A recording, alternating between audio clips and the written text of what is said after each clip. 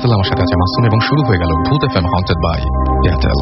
আমি জানি যে আজকে অনেক আয়োজনের পরেও অনেক ইচ্ছা থাকা সত্ত্বেও অনেকে আপনার ভূত এফএম মিস করতে পারেন। তাদের জন্য সুখবরটি হচ্ছে আপনারা আবারও এই এপিসোডটা শুনতে পারেন। সেই জন্য যেটা করতে হবে আপনাকে এয়ারটেল এম রেডিওর সাহায্য নিতে হবে। আপনার এয়ারটেল নাম্বার থেকে ডায়াল করুন 4040 এবং সিলেক্ট করুন channel 22 from any Airtel connection এবং আপনি দেখবেন তারপরে এপিসোডের অপশনগুলো চলে আসছে। যেটা পছন্দ হয়, যেটা শুনতে চান বা যেটা মিস করেছেন সেই এপিসোডটা শুনতে পারেন। And now listeners can get the Bhoot FM tune as their caller tunes, my tunes from Airtel. Bhoot FM tune code is 92125. You can activate it by sending SMS and সেজন্য আপনাকে যেটা করতে হবে আপনাকে SMS করতে হবে আপনার Airtel number থেকে লিখে ফেলুন CT স্পেস 92125 এই নাম্বারটা অনেক ইম্পর্টেন্ট কারণ এটাই হচ্ছে টিউনের কোড এবং এটা পাঠিয়ে দিতে হবে 3123 নাম্বারে। আর প্রতিদিনের মতো আজকেও দেখতে পাচ্ছি যে অনেক SMS আগে থেকে এসে বসে আছে। আমি চাই যে আমরা শুরু করার পরে SMS গুলো আসুক, তাহলে আরো বেশি ভালো হয়। অনেকে আগে থেকে লিখছেন যে অনেক ভয় পাচ্ছেন। না, আমরা সঠিক তথ্য চাই আপনাদের কাছ থেকে, যে আসলে যেমন লাগে শো তেমনই বলবেন। ভূত এফএম কেমন লাগছে সেটাই বলবেন। শুরু হওয়ার আগে কিভাবে বুঝলেন যে ভালো লাগছে। আর শুরুতেই বলে দিই যে আমাদের SMS করার যে নিয়মটি, আপনার এয়ারটেল নাম্বার থেকে অথবা অন্য যে কোনো নাম্বার থেকে আমাদের SMS করুন, লিখে ফেলুন SHOUT শাউট স্পেস আপনার নাম স্পেস আপনার মেসেজ, পাঠিয়ে দিন 9840 নাম্বারে। এছাড়াও আপনি আমাদের ইমেইল করতে পারেন। অবশ্যই সেটা যদি আপনাদের বড় কোনো ঘটনা থাকে, যে ঘটনাটা আপনার আগামী সপ্তাহে চান এই স্টুডিওতে এসে নিয়ে শেয়ার করতে বা চান যে আমি পড়ে শোনাই, তাহলে আমাকে অবশ্যই ইমেল করুন। ইমেল করতে হবে আপনাকে নাম, ঠিকানা এবং ফোন নাম্বার সহ। and the email address is bhootfm@radiofurti.fm which is bhootfm@radioforti.fm। এই হচ্ছে অবস্থা। আমি দেখতে পাচ্ছি অনেক SMS রয়েছে এবং আমি ইনশাআল্লাহ আপনাদের SMS গুলো একটা পড়বো এবং আমি জানি যে SMS পড়লে আপনারা খুশি হন, না পড়লে অনেক কষ্ট পান। আমি বুঝি, সবাই বুঝে, মাসুম বুঝে না।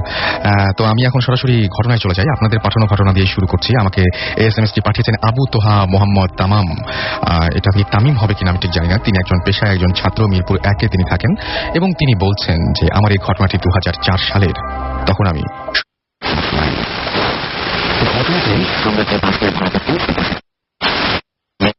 কলেজের পাশে কোনো এক এলাকায় অবস্থিত। গোপনীয়তা রক্ষার জন্য বাসার নাম উল্লেখ করলাম না।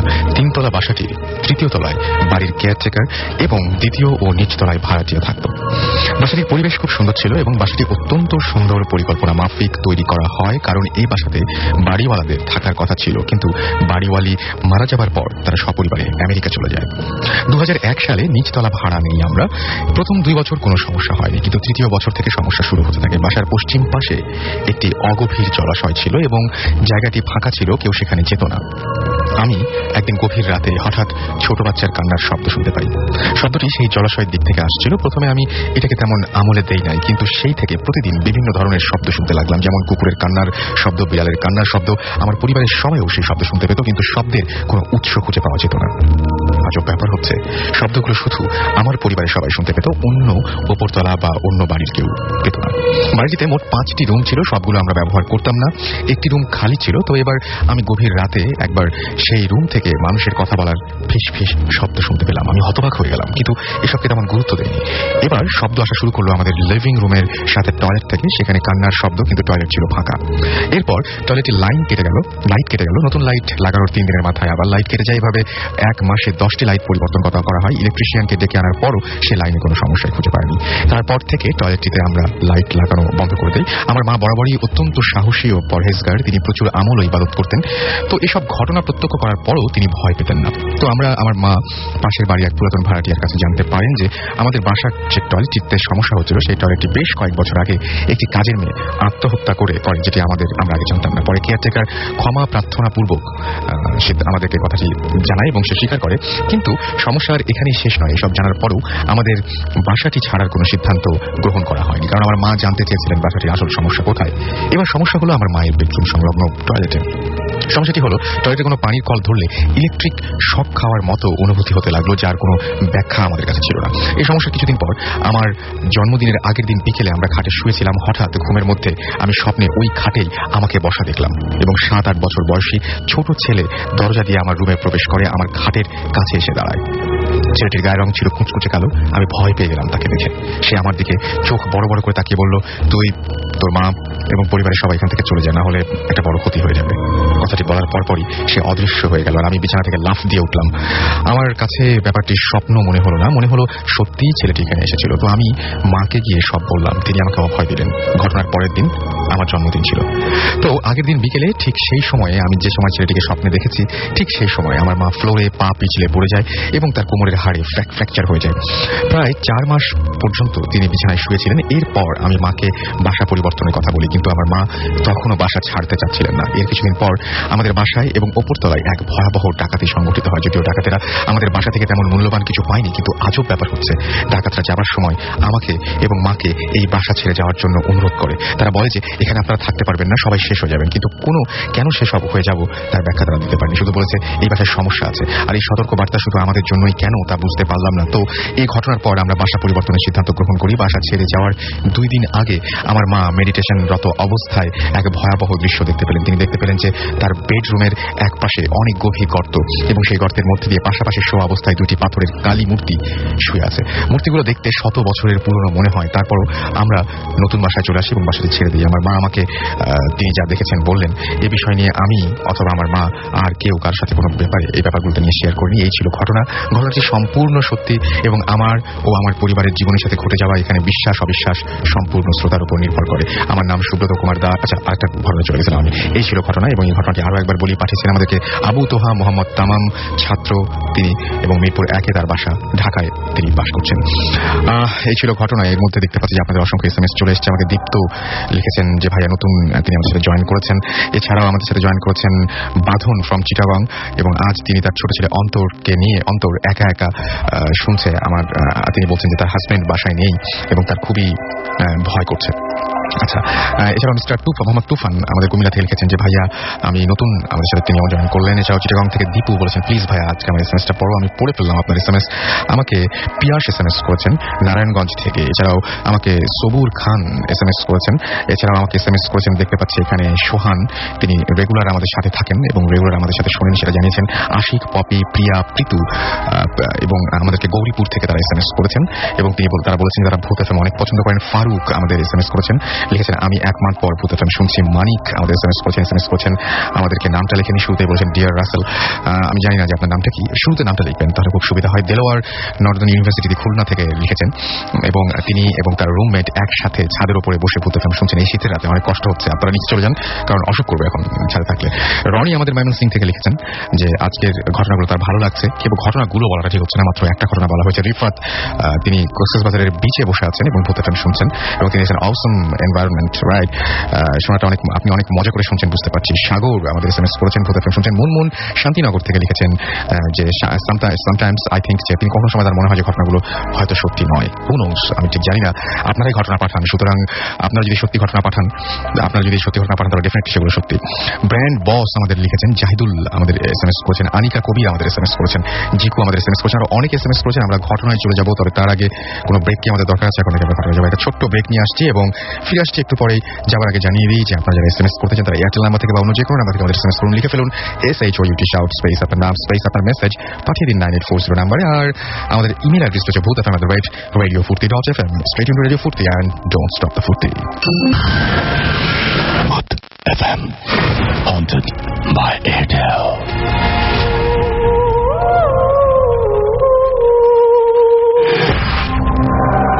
শুনছেন ভূত FM হন্টেড বাই এয়ারটেল। সাথে আছে রাসেল এবং আমার সাথে মাসুম রয়েছে। আমরা একটু আগে একটা ঘটনা পড়েছি, বেশ কিছু SMS করেছি। এখন সরাসরি আমাদের গেস্টের কাছে চলে যাবো এন্ড আমাদের সাথে আজকে জয়েন করেছে। আপনার নামটা বলুন। লিসনার্স, আমি আলিফ, পাইওনিয়ার ডেন্টাল কলেজে পড়ছি, ফাইনাল ইয়ার স্টুডেন্ট। সবার আগে জানাতে চাচ্ছি যে পাইওনিয়ার যত সব স্টুডেন্ট আছে যারা এই প্রোগ্রামটি শুনছে এত রাতে, তাদের সবাইকে ধন্যবাদ, ইনক্লুডিং মাই টিচার্স, আমার ফ্যামিলি, আমার ফ্রেন্ডস। তাছাড়া special thanks to Sejuti, Anika এবং আকিব, তারা সবাই আমাকে ইন্সপায়ার করেছে এখানে গল্প বলার জন্য, মানে স্টোরিটা বলার জন্য। ঘটনার পক্ষ থেকেও সবাইকে সবার জন্য অনেক শুভেচ্ছা। থ্যাংক ইউ ভাই। সবার আগে আমি ঘটনাটি বলতে যাচ্ছি এখন। এটা হচ্ছে 2004 সালের ঘটনা।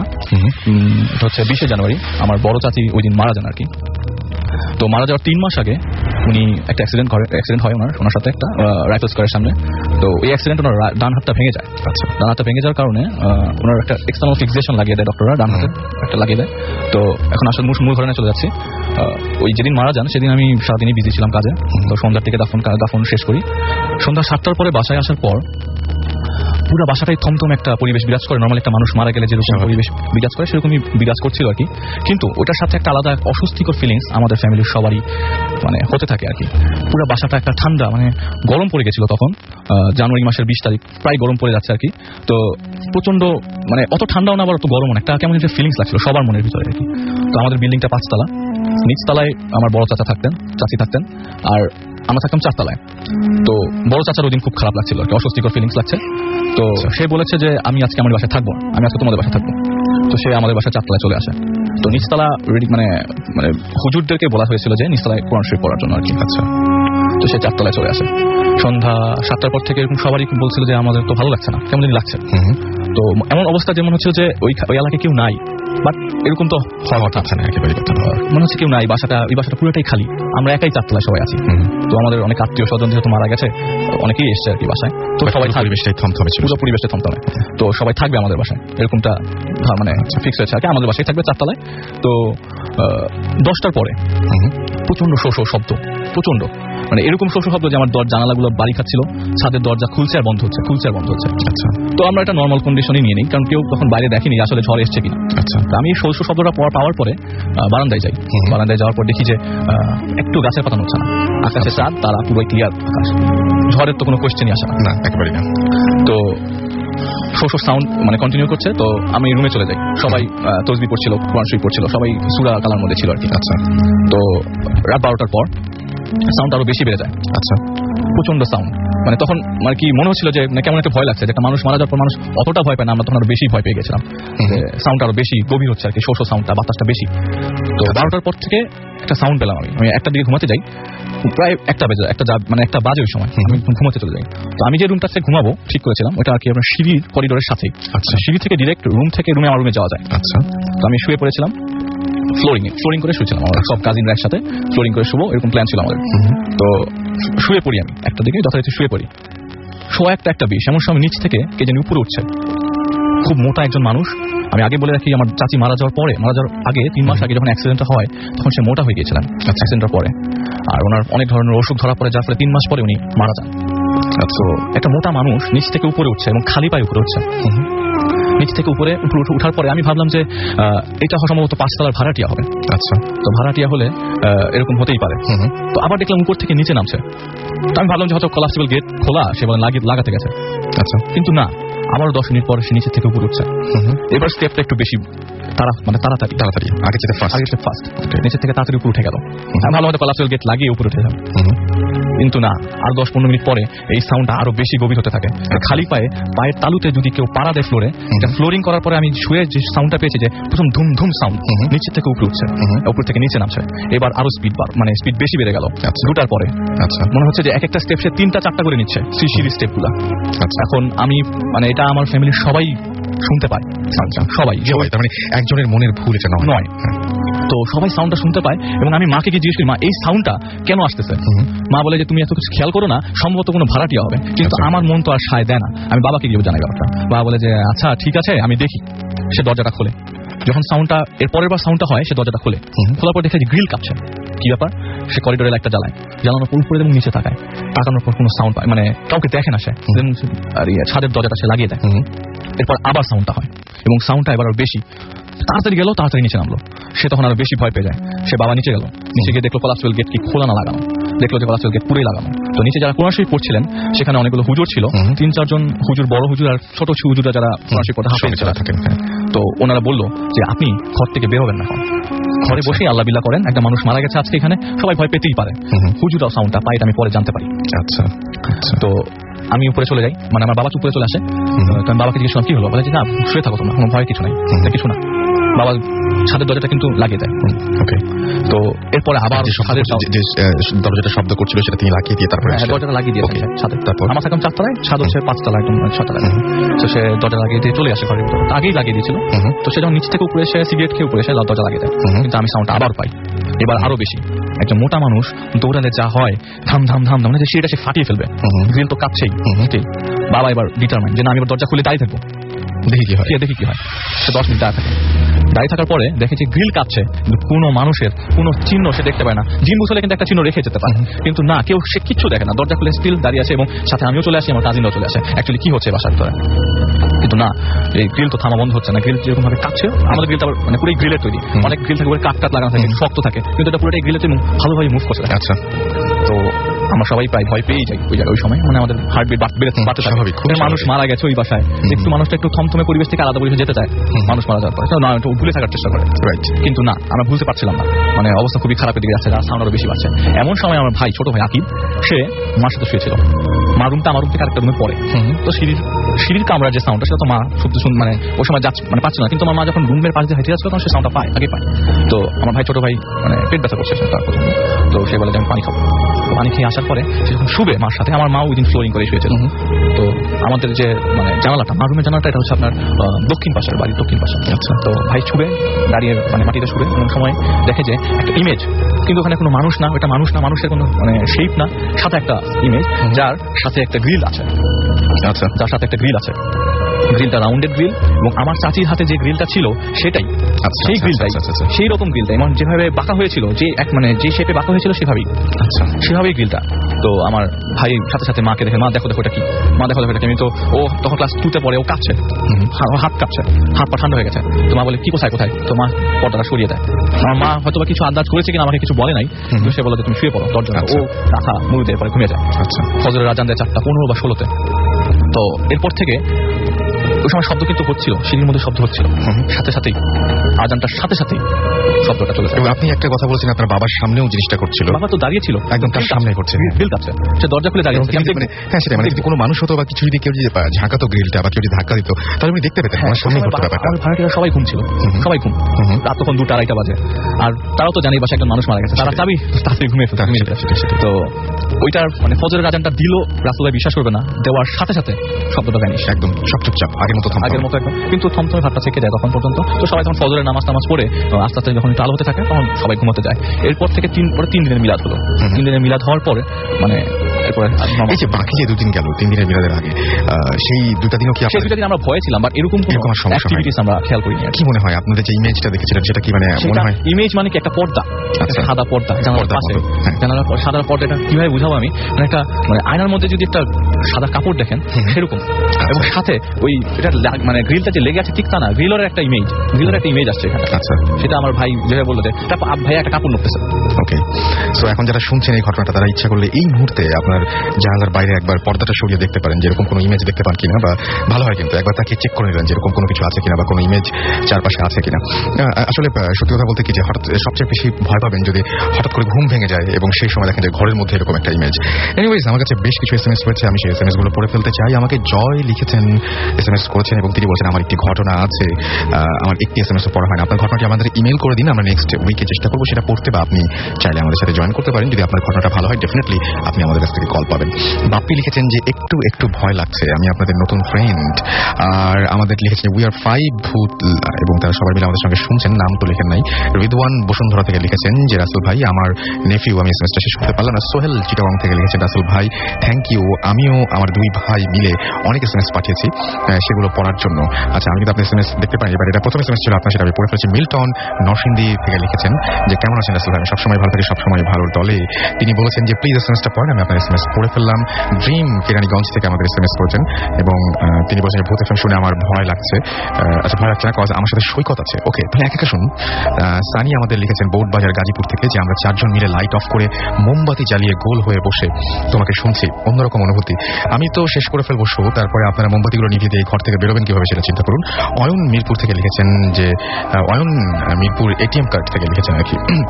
আচ্ছা, সোহেল মোহাম্মদপুর থেকে লিখেছেন যে রাসেল ভাই কেমন আছো তুমি, আমি সবসময় ভালো থাকি, সবসময় ভালো দলে। আলী রাসেল আমাদের SMS করেছেন, এছাড়াও আমি দেখতে পাচ্ছি আমাদের SMS করেছেন তিশান ফ্রম খুলনা, এবং তিনি বলেছেন যে আই ওয়ান্ট টু হিয়ার ভূত FM এভরি নাইট। আচ্ছা, এটা তো সম্ভবই, খুবই সম্ভব।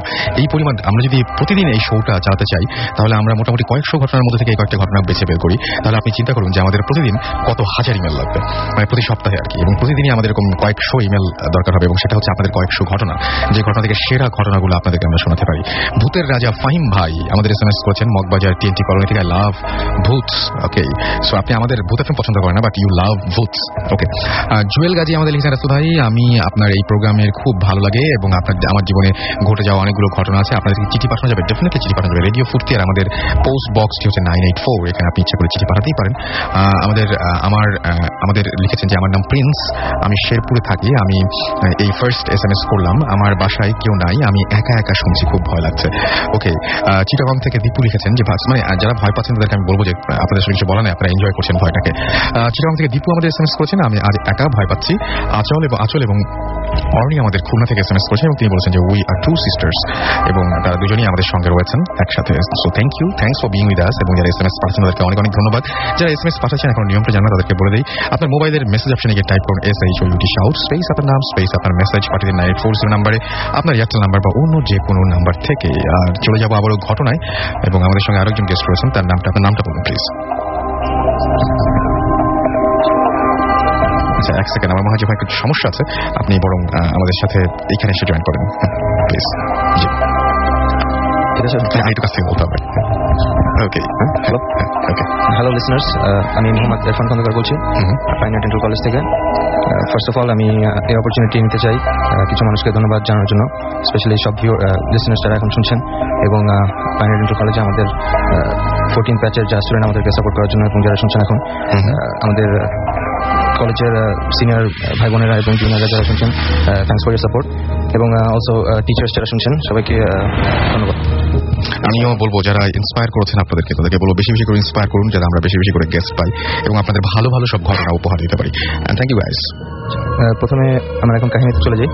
আচ্ছা, কাহিনীটা হচ্ছে পল্টনের একটা বাসায় আর কি হয়। আমার বাসাটা হচ্ছে আমার ফুপির বাসা। তো কাহিনীটা হচ্ছে আপনার 15-16 বছর আগের কাহিনী হবে। আমি তখন ক্লাস 2 বা 3-তে পড়ি আর কি। তো আগে বাসার একটু ইতিহাস না বললে হয় না।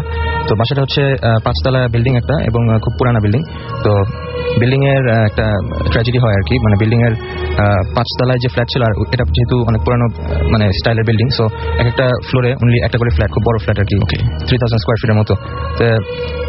টপ ফ্লোর যেটা ছিল আর কি, ওখানে মানে একজন খুব চঞ্চল একটা ছেলে ছিল, যে আর কি অ্যাক্সিডেন্টের কারণে ওখানে মারা যায় আর কি। মানে ওই বাসার যে সিলিংটা ছিল, নর্মালি অন্যান্য ফ্লোরের থেকে এটার সিলিং এর হাইটটা অন্যান্য মানে ফ্ল্যাট থেকে একটু কম ছিল। সো বিছনা থেকে একজন লাফ দিয়ে সিলিং ধরতে পারে এরকম একটা হাইট ছিল।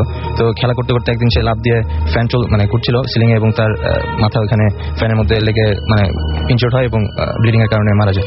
তো এরপর থেকে ভাড়াটিয়ারা চলে যায়, কিন্তু যারাই আসে ভাড়াটিয়ারা কেউ থাকে না আর কি। মানে আসার পর হয়তো কয়েক মাস এরপরে চলে যায়। তো এইভাবে যখন দেখা গেল যে আসলে কেউ আসছে না, ভাড়া হচ্ছে না, কেউ কোনো ভাড়াটিয়া এখানে থাকছে না, তো বাড়িওয়ালা যিনি ছিলেন মানে আমার ফুপি, তো উনি চিন্তা করে যে ঠিক আছে আমরাই থাকি।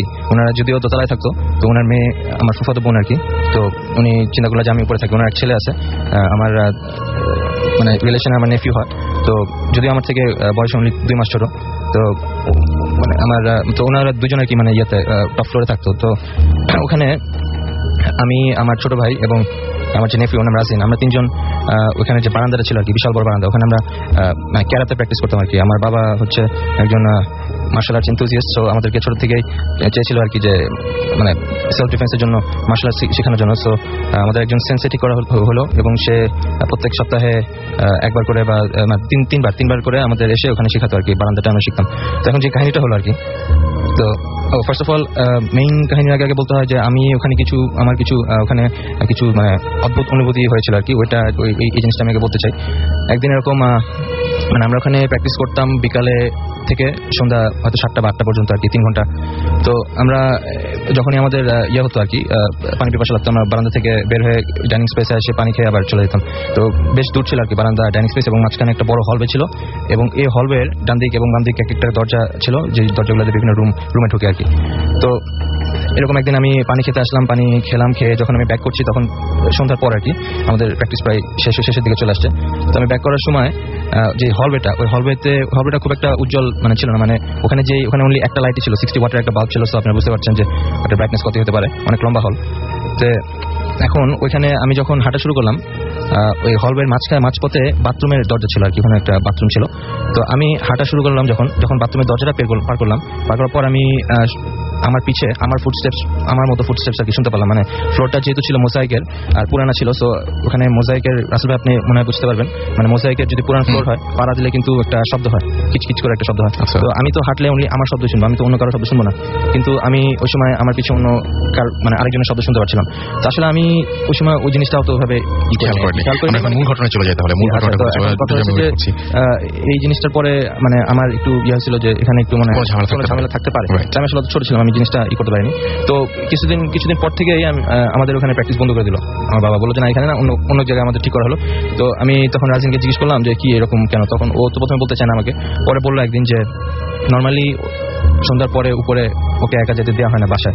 ওর মা ওকে সবসময় নিয়ে যায় রাতে ঘুমানোর সময়, আবার পরের দিন নিচে নিয়ে আসে পড়ে। ওকে, এখন একদিন এরকম ওনার মা তো মানে ওর মা অফিসে কাজ করে আর কি, তো অফিস করতে গেছে। তো ওই দিন সে সন্ধ্যার পরে সে পড়তে বসছে পরীক্ষা, তো কিছু বই সে আনতে ভুলে গেছে উপর থেকে। সে উপরে চলে গেল বই আনার জন্য, চাবি নিয়ে উপরে চলে গেল। আর ওর যে নানি মানে আমার ফুপি, উনি তাকে বলে দিচ্ছিল ভালো করে যে তুমি একা যাবা না, তুমি যদি যাও কাউকে নিয়ে যাবা। তো ও তাড়াতাড়ি চলে গেছে, ওই জিনিসটা মনে ছিল না। তো চাবি নিয়ে উপরে গেল, দরজা খুলে সে তার রুমে গেল আর কি। তার রুমে যে তার বই যে বই দরকার সে বই নেওয়ার পর কারেন্ট চলে গেল বাসা, পুরোপুরি অন্ধকার। তো সে কোনো মতো রুমে কোথায় ক্যান্ডেল আছে তার যেহেতু তার নলেজ ছিল, সে ক্যান্ডেল জ্বালালো। তো ক্যান্ডেল জ্বালানোর পরে সে এখন বের হবে আর কি, রুম থেকে বের হয়ে যে হলওয়েতে আসলো, দেখলো যে ক্যান্ডেল নিভে গেল। মনে করলো যে হয়তো বাতাসে, কিন্তু সে আবার জ্বালায় আবার হলওয়েতে গেল, নিভে গেল। এভাবে করতে করতে চিন্তা করলো যে আমি হলওয়েতে দাঁড়াই আমি ক্যান্ডেলটা জ্বালাবো।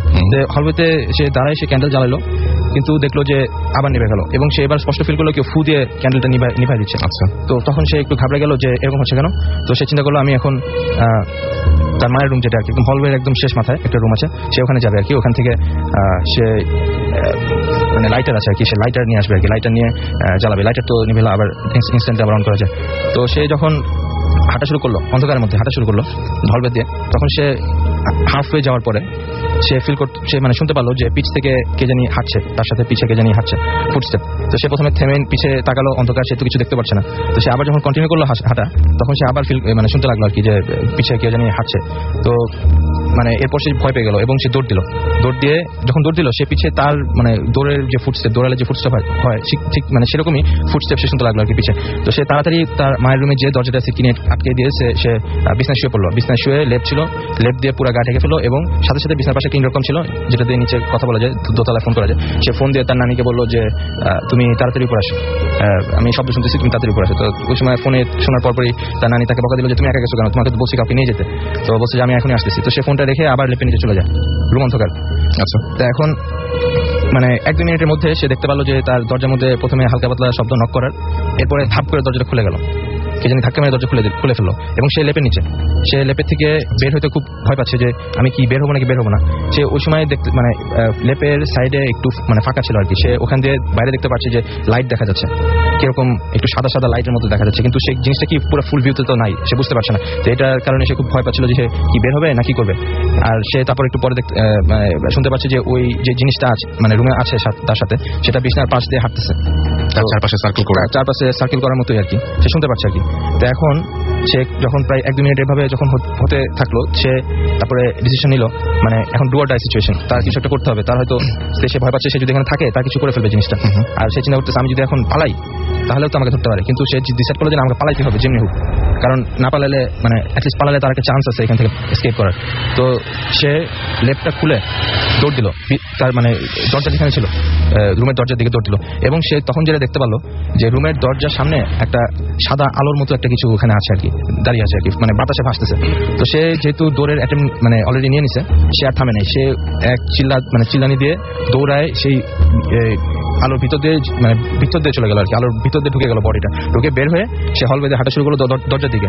এখন এমনিতে অন্ধকার, কিন্তু ওর পিছে আলো, সে দেখতে পাচ্ছে মানে সে তো যেহেতু অন্ধকারটা তো কিছু দেখার কথা নেই, কিন্তু আলোটা তার রাস্তা সামনের রাস্তা যেখানে সে দৌড়াচ্ছে সেখানে মানে পিছ থেকে আলো আসার কারণে সে সামনে একদম মেইন ডোরটা দেখতে পাচ্ছিল যেখান থেকে বেরোতে হবে। সে দৌড়াচ্ছে আর পিছ থেকে আলোটা সামনে, সে বুঝতে পারছে যে তার পিছে আলোটা দৌড়াতে আসছে। তো সে দৌড়াতে মেইন গেটে যখন গেল, যায় সে মেইন গেট খোলা, মেইন গেটের দিকে যাওয়ার সাথে সাথে দেখলো যে তার নানি উপরে চলে আসে কাজের মানুষদেরকে নিয়ে। এসব তাদেরকে তো জড়াটরে ধরলো যে এরকম কি জানি আছে পিছে, কিন্তু তারা তাকে দেখলো কিছু নেই, পুরো অন্ধকার। তারপরে নিচে নিয়ে গেল, নিচে নিয়ে যাওয়ার পর ওকে তো আসলে এগুলো কিছু বলা হয়নি, পরে ওর মাও আসলো রাতে ওই দিন, তারপরে এগুলো সব বলা হলো যে এ হয়েছে এখানে, তুমি আর উপরে যাবে না। এরপর থেকে উপরের থেকে তাদের যে জিনিস যা ছিল আর কি, বিলঙ্গিংস সবকিছু নিচে নিয়ে আসে বললো, তারা আর উপরে থাকে না, এবং ওই বাসা এখন পর্যন্ত মানে লক এন্ড কিতে রাখা হয়েছে আর কি। থ্যাংক ইউ সো মাচ আপনার ঘটনার জন্য। আমি কিছু এসএমএস পড়বো এখন। মাইকেল মাসুদ আমাদের ময়মনসিং থেকে এসএমএস করে বলছেন, রাসেল ভাই আমি নিউ ফ্রেন্ড বৃষ্টি, আমার নিউ ফ্রেন্ড বৃষ্টি ভূত এফএম শুনছি, এবং থ্যাঙ্কস বলো ভাইয়া। আমি থ্যাঙ্কস বললাম। উত্তরা থেকে তামান্না আমাদের এসএমএস করছেন, ভাইয়া তুমি কেমন আছো? আমি সবসময় ভালো থাকি, সবসময় ভালো দলে তিনি প্রথমে এসএমএস করছেন এবং তিনি বলছেন প্লিজ আমার এসএমএসটা পড়ো। আমি এসএমএস পড়ে ফেললাম। ফাহাদ খুলনা থেকে এসএমএস করছেন, সাদিয়া, ময়না আপু, তিন্নি আর আমি ভূত এফএম শুনছি।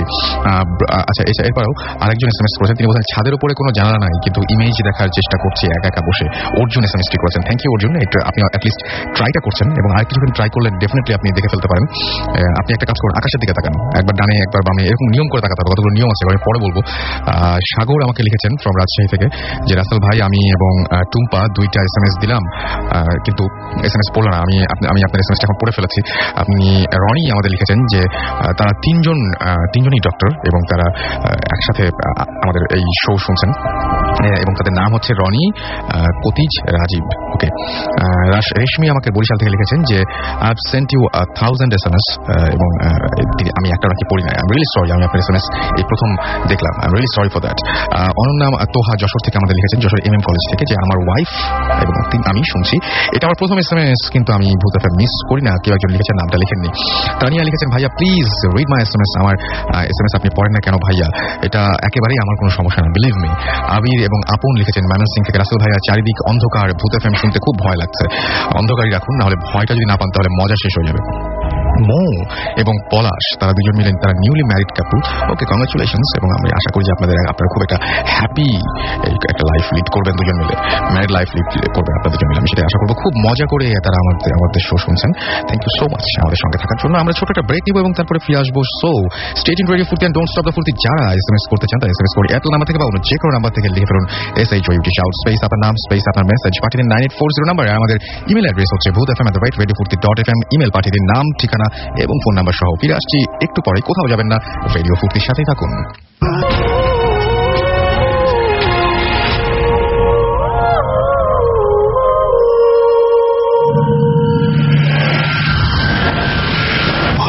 FM haunted by Airtel.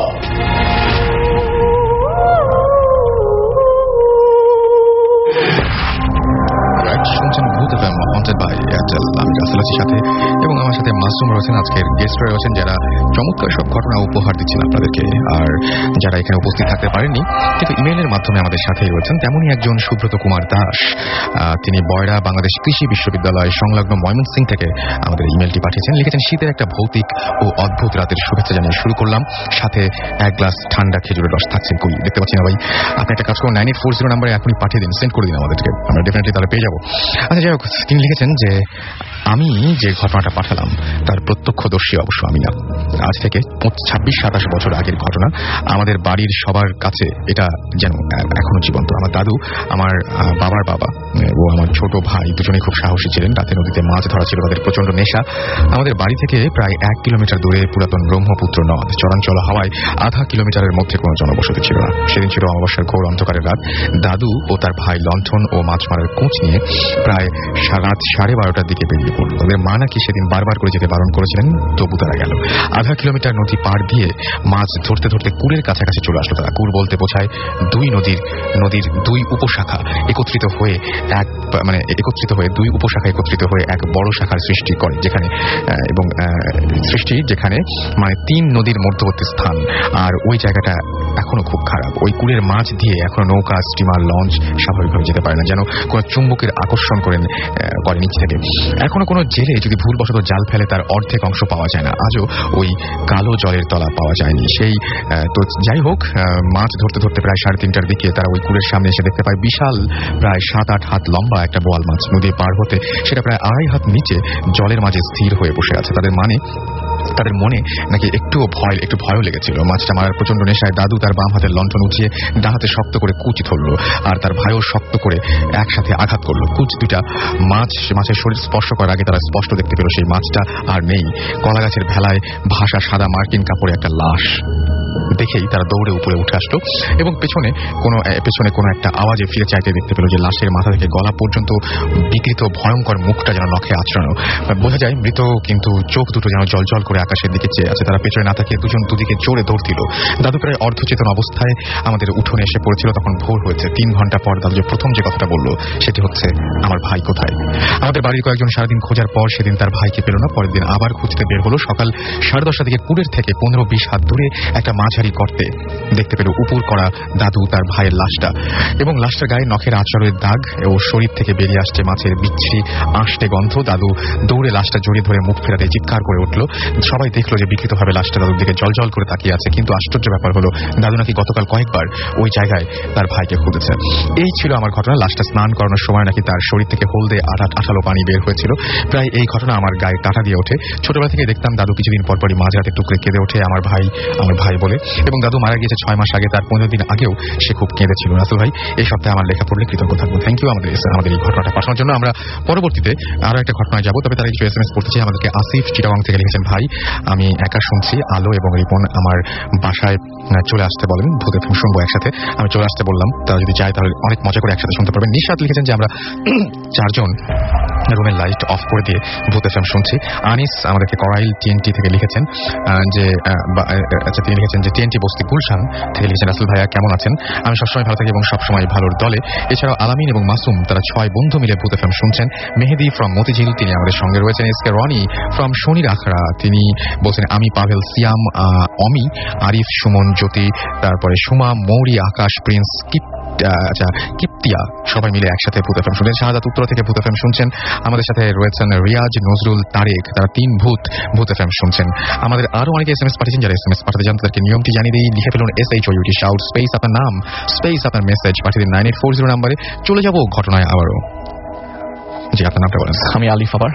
হ্যাঁ, তো আমি যেটা লাস্ট ঘটনাটি বলেছিলাম সবাই তো শুনেছে ঠিকই, এটা ওইটা রিলেটেড একটি ঘটনা। আচ্ছা, তো চাচি মারা যাওয়ার 7 থেকে 8 মাস পরে সম্ভবত আমাদের রোজা ছিল আর কি। আচ্ছা, তো রোজার সময় আমার চাচির কবর জিয়ারত করতে যাবে। তো উনি মারা যাওয়ার পরে চাচা প্রায় কবর জিয়ারত করতে যেত। দিনে ম্যাক্সিমাম টাইমে দিনেই যেত, কাজের ফাঁকে চলে যেত। তো ওই দিন কেন জানি সে সেহরির আগে ডিসিশন নেয় যে আমি আমার ছোট ছেলেকে নিয়ে কবরের স্থানে কবর জিয়ারত করতে যাবো।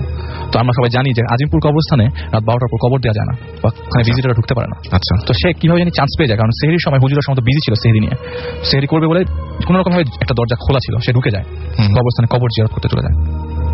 তো আমার চাচির কবরটা ছিল বিডিআর গেট থেকে একটু আগে, এবং এটা ইস্ট সাইডে আজিমপুর কলোনির সাথে। আচ্ছা, একদমই সাথে, দেয়ালটা একদম কর্নার।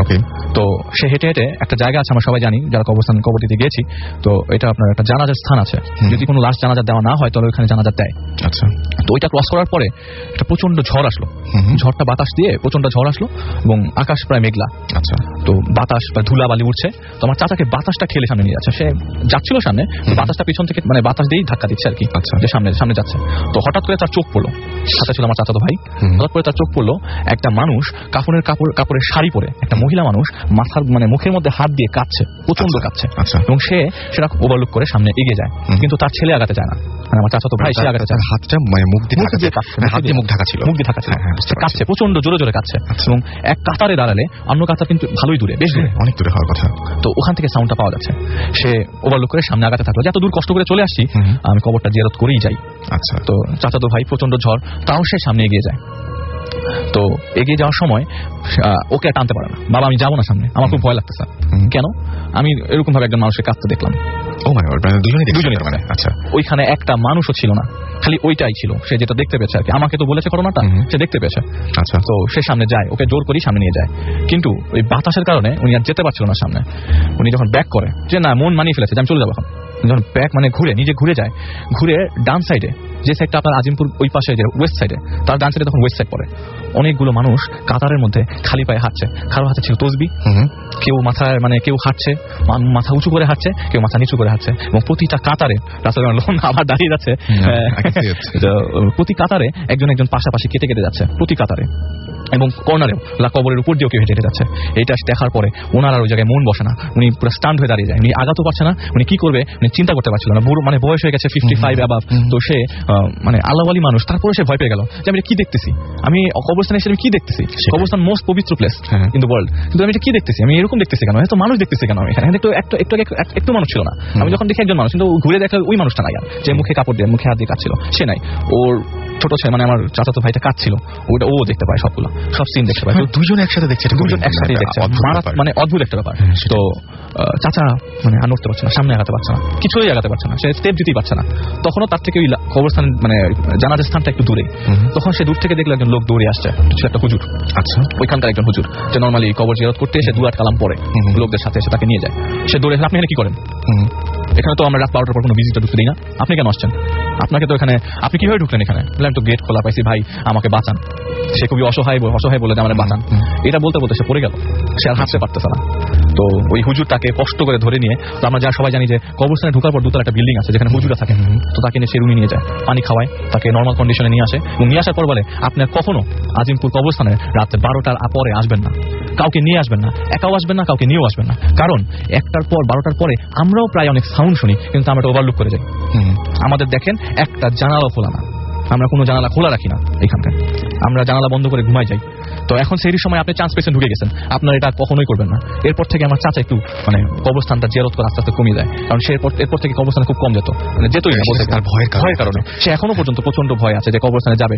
সে নাকি এখনো প্রায় মানে স্বপ্নের মধ্যে হোক নর্মালি মানে ওই মানুষের হাঁটার সাউন্ডগুলো পায়, এবং যে যখন সে দেখে মানুষগুলো হাঁটছে কারো পায়ে কোনো স্যান্ডেল ছিল না, সবাই ছিল খালি পায়ে, এবং সবার পরনে ছিল কাফনের কাপড়। আচ্ছা, সো এরকম মানে একটা খুবই মানে এটা মানে রাসেল ভাই আমি বলছি আমার লোম দাঁড়িয়ে যাচ্ছে, আমি তো আমার কাছে 3-4 দিন আগে নিশ্চয়ই যিনি এক্সপেরিয়েন্স করেছেন তিনি যেভাবে বলেছেন আরো বর্ণনাগুলো অন্যরকম ছিল, অনেক অনেক ভয় লাগার কথা।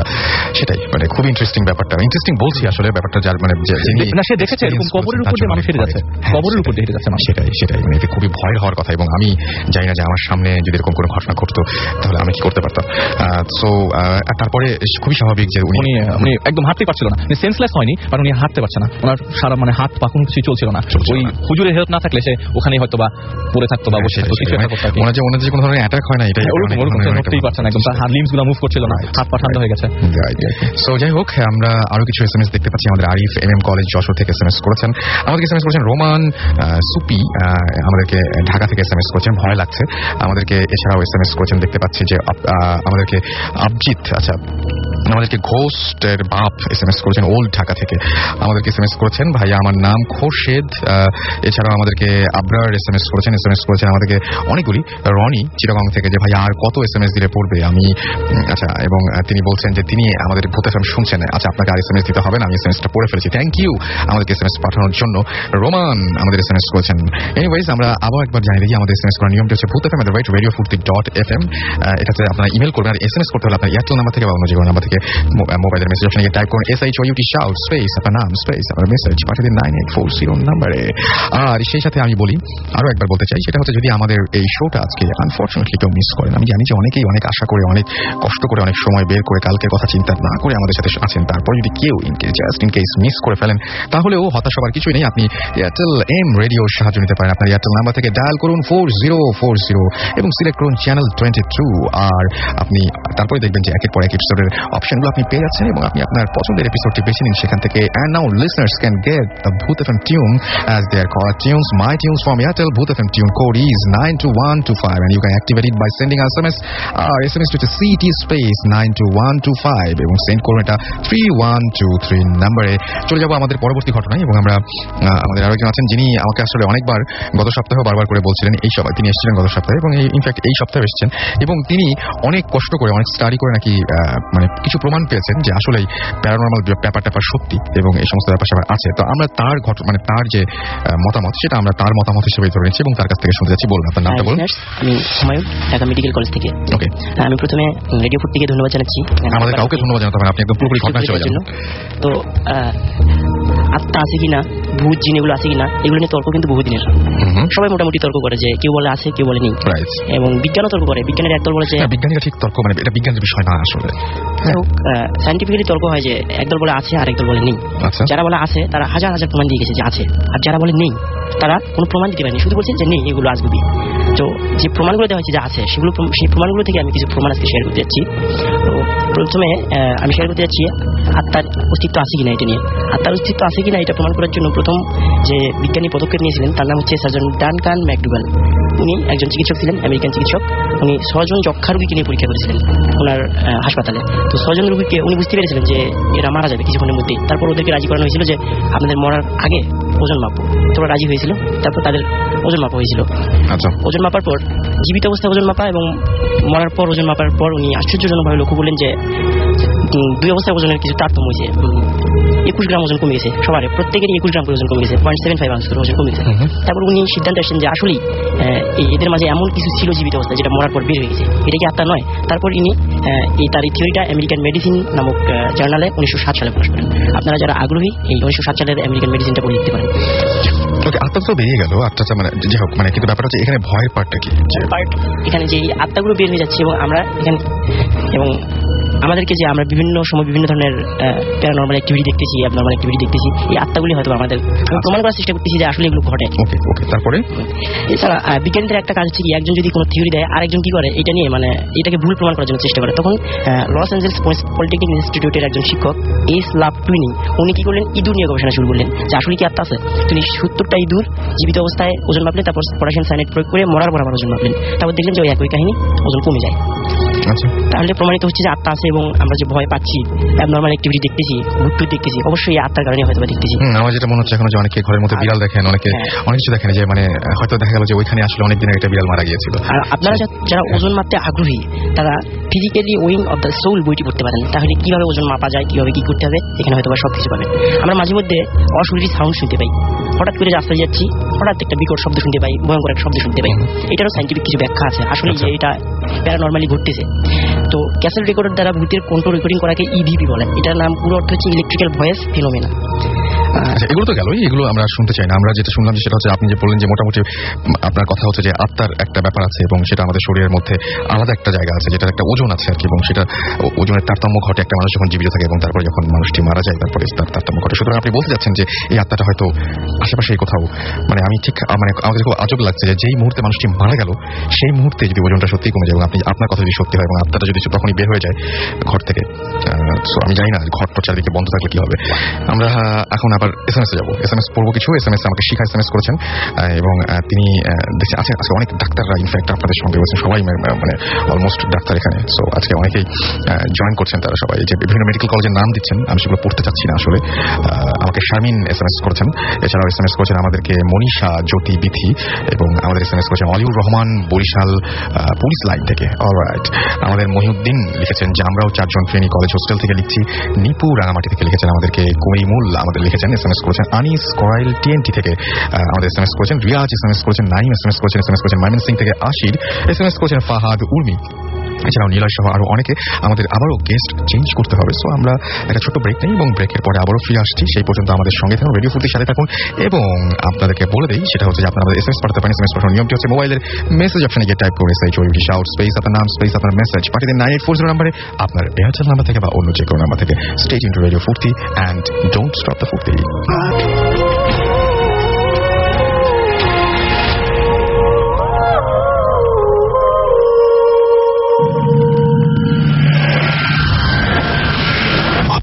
FM, haunted by Airtel.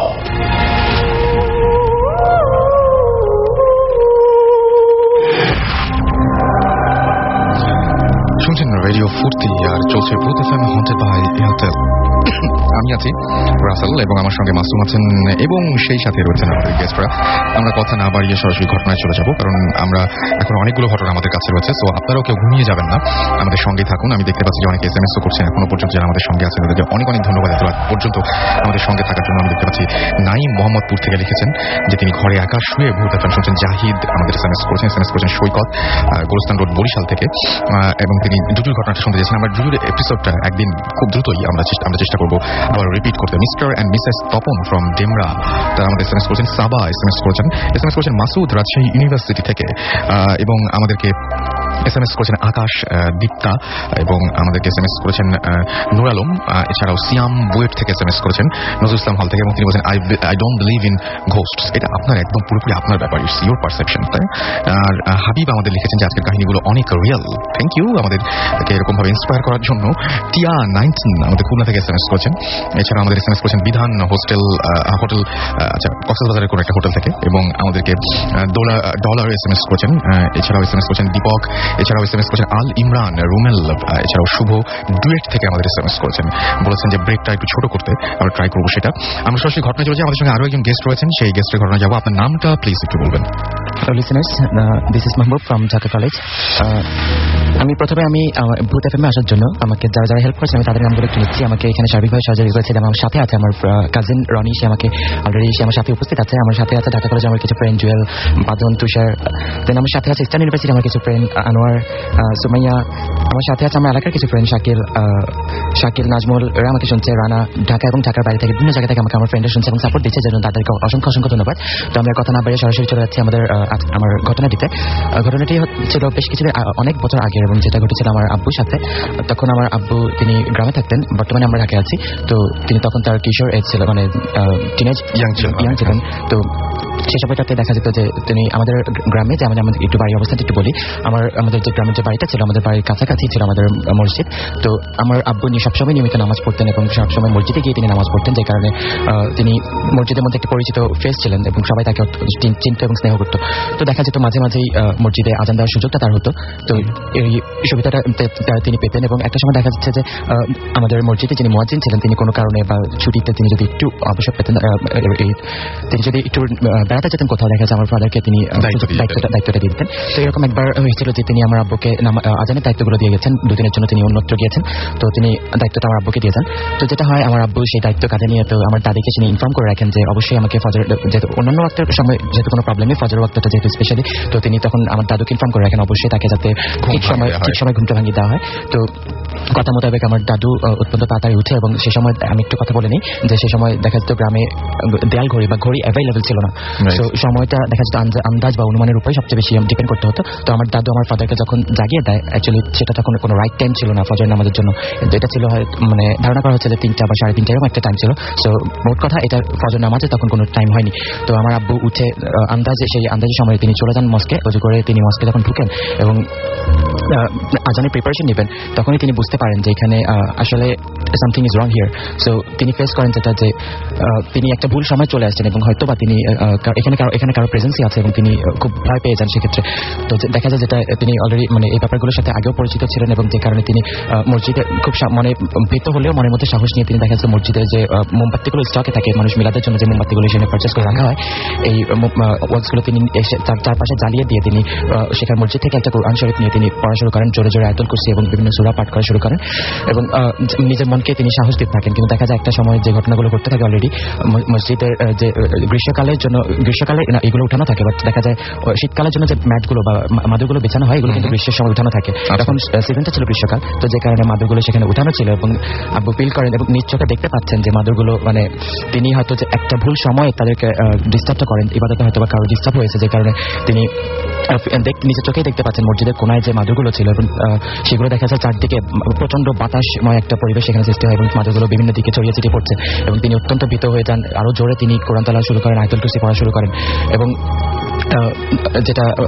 পরবর্তীতে যেটা হয়, আমার দাদু এখান থেকে যেহেতু শর্ট ডিস্টেন্স, আমার দাদি তিনিও এই ব্যাপারটা শুনতে পান, এবং তিনি আমার দাদাকে সেটা ইনফর্ম করেন, এবং দাদা সহ আশেপাশে আরো কিছু মানুষ সেটা ইনফর্ম যখন নোটিস করা হয় তখন তারা উঠে এবং হেল্পের জন্য তারা এগিয়ে যায়। এখন এরই মধ্যে দেখা যায় এখানে যেটা হচ্ছে তার সেখানে তীব্রতা আরো বেড়ে যায়, মাদুরগুলো চারদিকে ছড়িয়ে ছিটিয়ে পড়ছে, পাশাপাশি যেহেতু গ্রীষ্মকাল ছিল, আমি আগেই বলেছিলাম গ্রীষ্মকাল ছিল, এবং মসজিদের পাশে তখন আমাদের এখন বর্তমান অবস্থা যেটা আমাদের মসজিদ এবং বাড়ির আশেপাশে সবটাই দেখা যায় পাকা রাস্তা হয়ে গেছে, কিন্তু তখন এই ব্যাপারগুলো ছিল না, তখন মাটির রাস্তা ছিল, এবং মসজিদের পাশে যে মাটির বড় বড় চাক ছিল, মাটির চাকা ছিল, তিনি পুরোপুরি বুঝতে পারছেন যে মসজিদের ছাদে এই বড় বড় মাটির ডেলাগুলো এগুলো একে একে এতে পড়ছে, মসজিদের ছাদের মধ্যে পড়ছে, এবং পরদিন যেটা আমরা ছাদে আব্বু এবং পরবর্তী ওনার বড়রা যেটা পরদিন যেটা দেখতে পান, তো দেখা যায় যেটা সেখানে প্রায় এই ব্যাপারগুলো প্রায় 1 ঘন্টা বা তারও বেশি ধরে চলতে থাকে এবং বাড়ি থেকে কিছু বয়স্ক এবং ইয়াং অ্যাডাল্ট পার্সন যারা গিয়ে আব্বুকে সেখান থেকে এই অবস্থা থেকে তারা সেখান থেকে রেস্কিউ করে নিয়ে আসে আর কি। তো দেখা যায় আব্বু প্রচন্ড ভীত হয়ে পড়েন এবং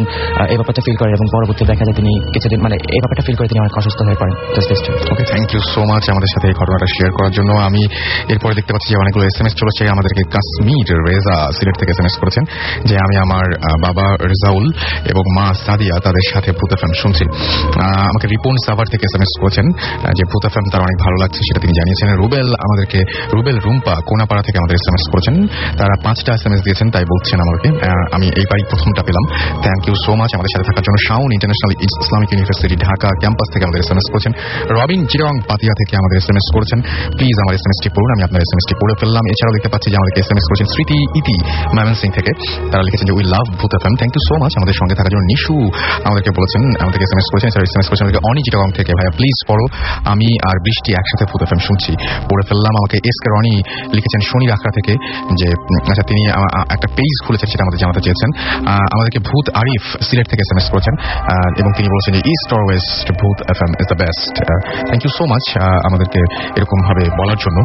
মিষ্টি আমাদের বাড্ডা থেকে SMS করেছেন, সবাই ঘুমিয়ে গেছে আমি একা শুনছি, আপনি অনেক সাহসী বুঝতে পারছি। ফারিন আমাদেরকে পাইক গাছে খুলনা থেকে SMS করেছেন, this is my last SMS এরকম SMS করেছেন। ডক্টর মাসুম আমাদের SMS করেছেন ঢাকা ক্যান্টনমেন্ট থেকে এবং তিনি বলছেন যে ভৌতিক স্ট্রিম কি আসবে না। ভৌতিক স্ট্রিম আজকে শুটিং এ রয়েছেন এবং তারা রয়েছেন ঢাকার বাইরে এবং আমি আপনারা সবাই জেনে খুশি হবেন যে আগামী মার্চ মাসে তারা একটা ডেট ফিক্স করেছেন যে তাদের অন এয়ার ডেট তারা পেয়ে গেছেন এবং এটা হচ্ছে আল্লাহর কসম ডেট, এটা তাদের ভৌতিক স্ট্রিমের ভাষায় খোদার কসম ডেট। সো এই আল্লাহর কসম খোদার কসম ডেট আর মিস হবে না। সো আপনারা অবশ্যই ভৌতিক দেখতে পারবেন। আর সেই কারণেই তারা শুটিং এ অনেক ব্যস্ত আছেন বলেই এই সপ্তাহে আসতে পারেনি। ইনফ্যাক্ট তারা এই সময় খুব ব্যস্ত সময় কাটাচ্ছেন, আগামী সপ্তাহে আসার কথা আছে। সো আপনাদেরকে আপনি যদি শুনতে চান তাহলে আপনাকে আগামী সপ্তাহ পর্যন্ত ওয়েট করতে হবে।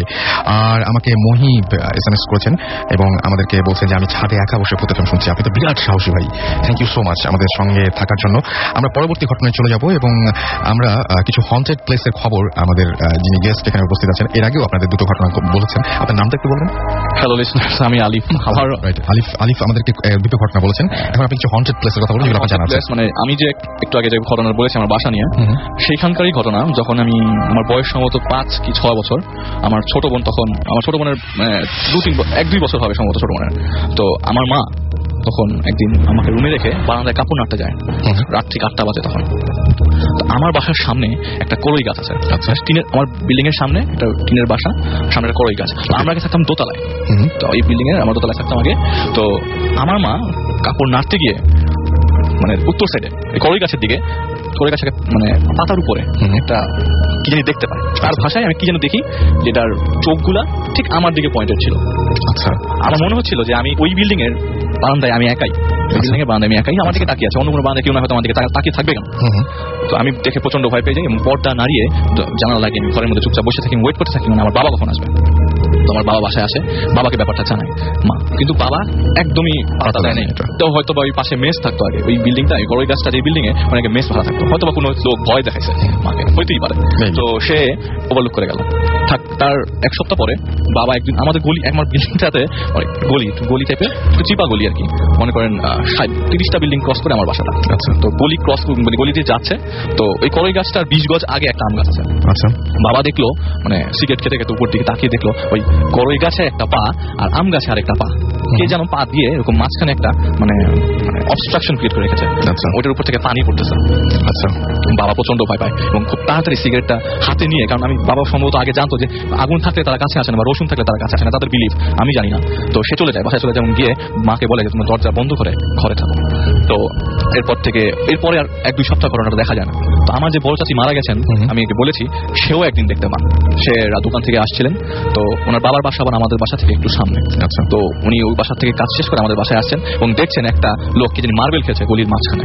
আচ্ছা, তার হাড্ডিগুলো বাইরে বের হওয়া, মাথার চুলগুলো অনেক বড় বড়, কেউ কি জানি মার্বেল খেয়েছে আঙ্গুল দিয়ে, যে মার্বেল যেভাবে খেলে ওই মার্বেল খেয়েছে। সে দেখার পরে দেখলো যে মানে আশেপাশে তাকালো আমার পাশে কেউ আছে কিনা, ওটা তাকাতে তাকতে দেখলো ওটা ভ্যানিশ হয়ে গেছে। সে তাড়াতাড়ি বাসায় চলে যায় এবং পরদিনই তার বাবাকে গিয়ে ইনফর্ম করে। তার বাবা খুবই ওলি টাইপের একজন মানুষ, খুবই নামাজ কালাম পড়তো, সে সবসময় এই মানে কি বলে দোয়া কালামের মধ্যে থাকে 7 বার। তো উনি ঘটনাটা শুনলেন, শোনার পরে বলে যে তুমি সবসময় একটু সেফ থেকো আর এই তাবিজটা সাথে রাখো। সে তাবিজ দিয়ে দিল, কিন্তু ওই তাবিজ নেওয়ার পরও আমার চাচি দেখা বন্ধ করলেন না। সে একদিন ছাদে উঠলো, মানে ওনার একটু স্বাস্থ্য ছিল আর কি, ছাদে ডায়াবেটিসের পেশেন্ট, সে ছাদে উঠে প্রায় হাঁটতো। তো ছাদের থেকেও সে একদিন দেখতে পেল জিনিসটা। ওকে, এটা আমার চাচির ঘটনা গেল। তার 7 দিন পর আমার বড় চাচা রাত্রে করে বাসায় ফিরছে, রাত্রে তখন 1টা বাজে। সেই আসার সময় দেখলো যে কি দেয়ালের উপরে কে বসে আছে। সে ভাবলো যে এত রাতে, তাকে কি জিজ্ঞেস করি তুই কে, এখানে বসে আছিস কেন, এত রাতে বসে আছিস কেন, আমাদের এরিয়া, আমার দাদা চাচার ওখানে জন্ম, তারা একটু পাওয়ার দেখা দিকে জিজ্ঞেস করলো তুই কে। ও যখন ওনার দিকে ফিরলো, ওই চেহারা বলার মতো আর না, চাচা ওইখানেই শেষ।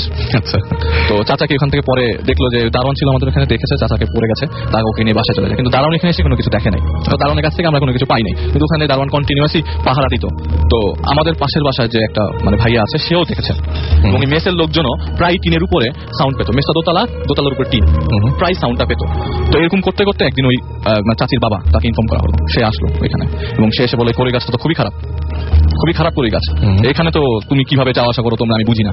তো পরের দিন সে খুব দোয়া কালাম পরে কড়ই গাছটা বেঁধে দেয়। এর 1 সপ্তাহ মাঝে কড়ই গাছটা পুরাটাই শুকিয়ে পড়ে, একদম। আমি আপনাকে এখন গেলে দেখাতে পারবো কড়ই গাছটা, একটা পাতাও নাই, কিন্তু কড়ই গাছটা এখনো ওখানে দাঁড়িয়ে আছে। আচ্ছা, এখনো দাঁড়িয়ে আছে, একটা পাতাও নাই, কিচ্ছু নাই। তো এরপর থেকে ওই জিনিসটা ছাদে, মানে কড়ই গাছ আর দেখা যায় না। কড়ই গাছ আর আম গাছ, ওই আম গাছের পাশে বাঁশঝাড় ছিল, ওখানেই দেখা যেত নর্মালি জিনিসটাকে। এরপর থেকে কেউ দেখতে পেত না।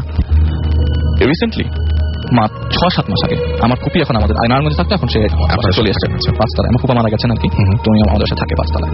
সে 5তলার ছাদে, তারও ডায়াবেটিস আছে, সেও ছাদে প্রায় হাঁটে আর কি। তো সন্ধ্যার সময় 5টা থেকে 6টা পর্যন্ত হেঁটে 5-6 মাস আগে সে সন্ধ্যার সময় দেখলো আমাদের ছাদের উপর ট্যাঙ্কি উল্টো হয়ে জানি দাঁড়িয়ে আছে। ট্যাঙ্কির উপরে আমাদের ট্যাঙ্কিটা, মানে যেদিক দিয়ে ছাদে উঠে ওটার উপর আবার ঢালাই করা, ওইটার উপর ট্যাঙ্কি, তো ওখানে দাঁড়িয়ে আছে উল্টো হয়ে। সুপি প্রচন্ড ভয় পেয়ে যায় যে এখনো কি এই জিনিসটা আছে। সে আগে শুনতে পায় ঘটনাটা, তো সে দেখেনি কখনো, কিন্তু এই 5-6 মাস আগে সেই জিনিসটা দেখতে পায়। এবং সেই জন্য আমি বলেছি যে আমার বাসাটাতে এই পর্যন্ত অনেক কিছু হয়েছে যেটা আমি জানতাম না।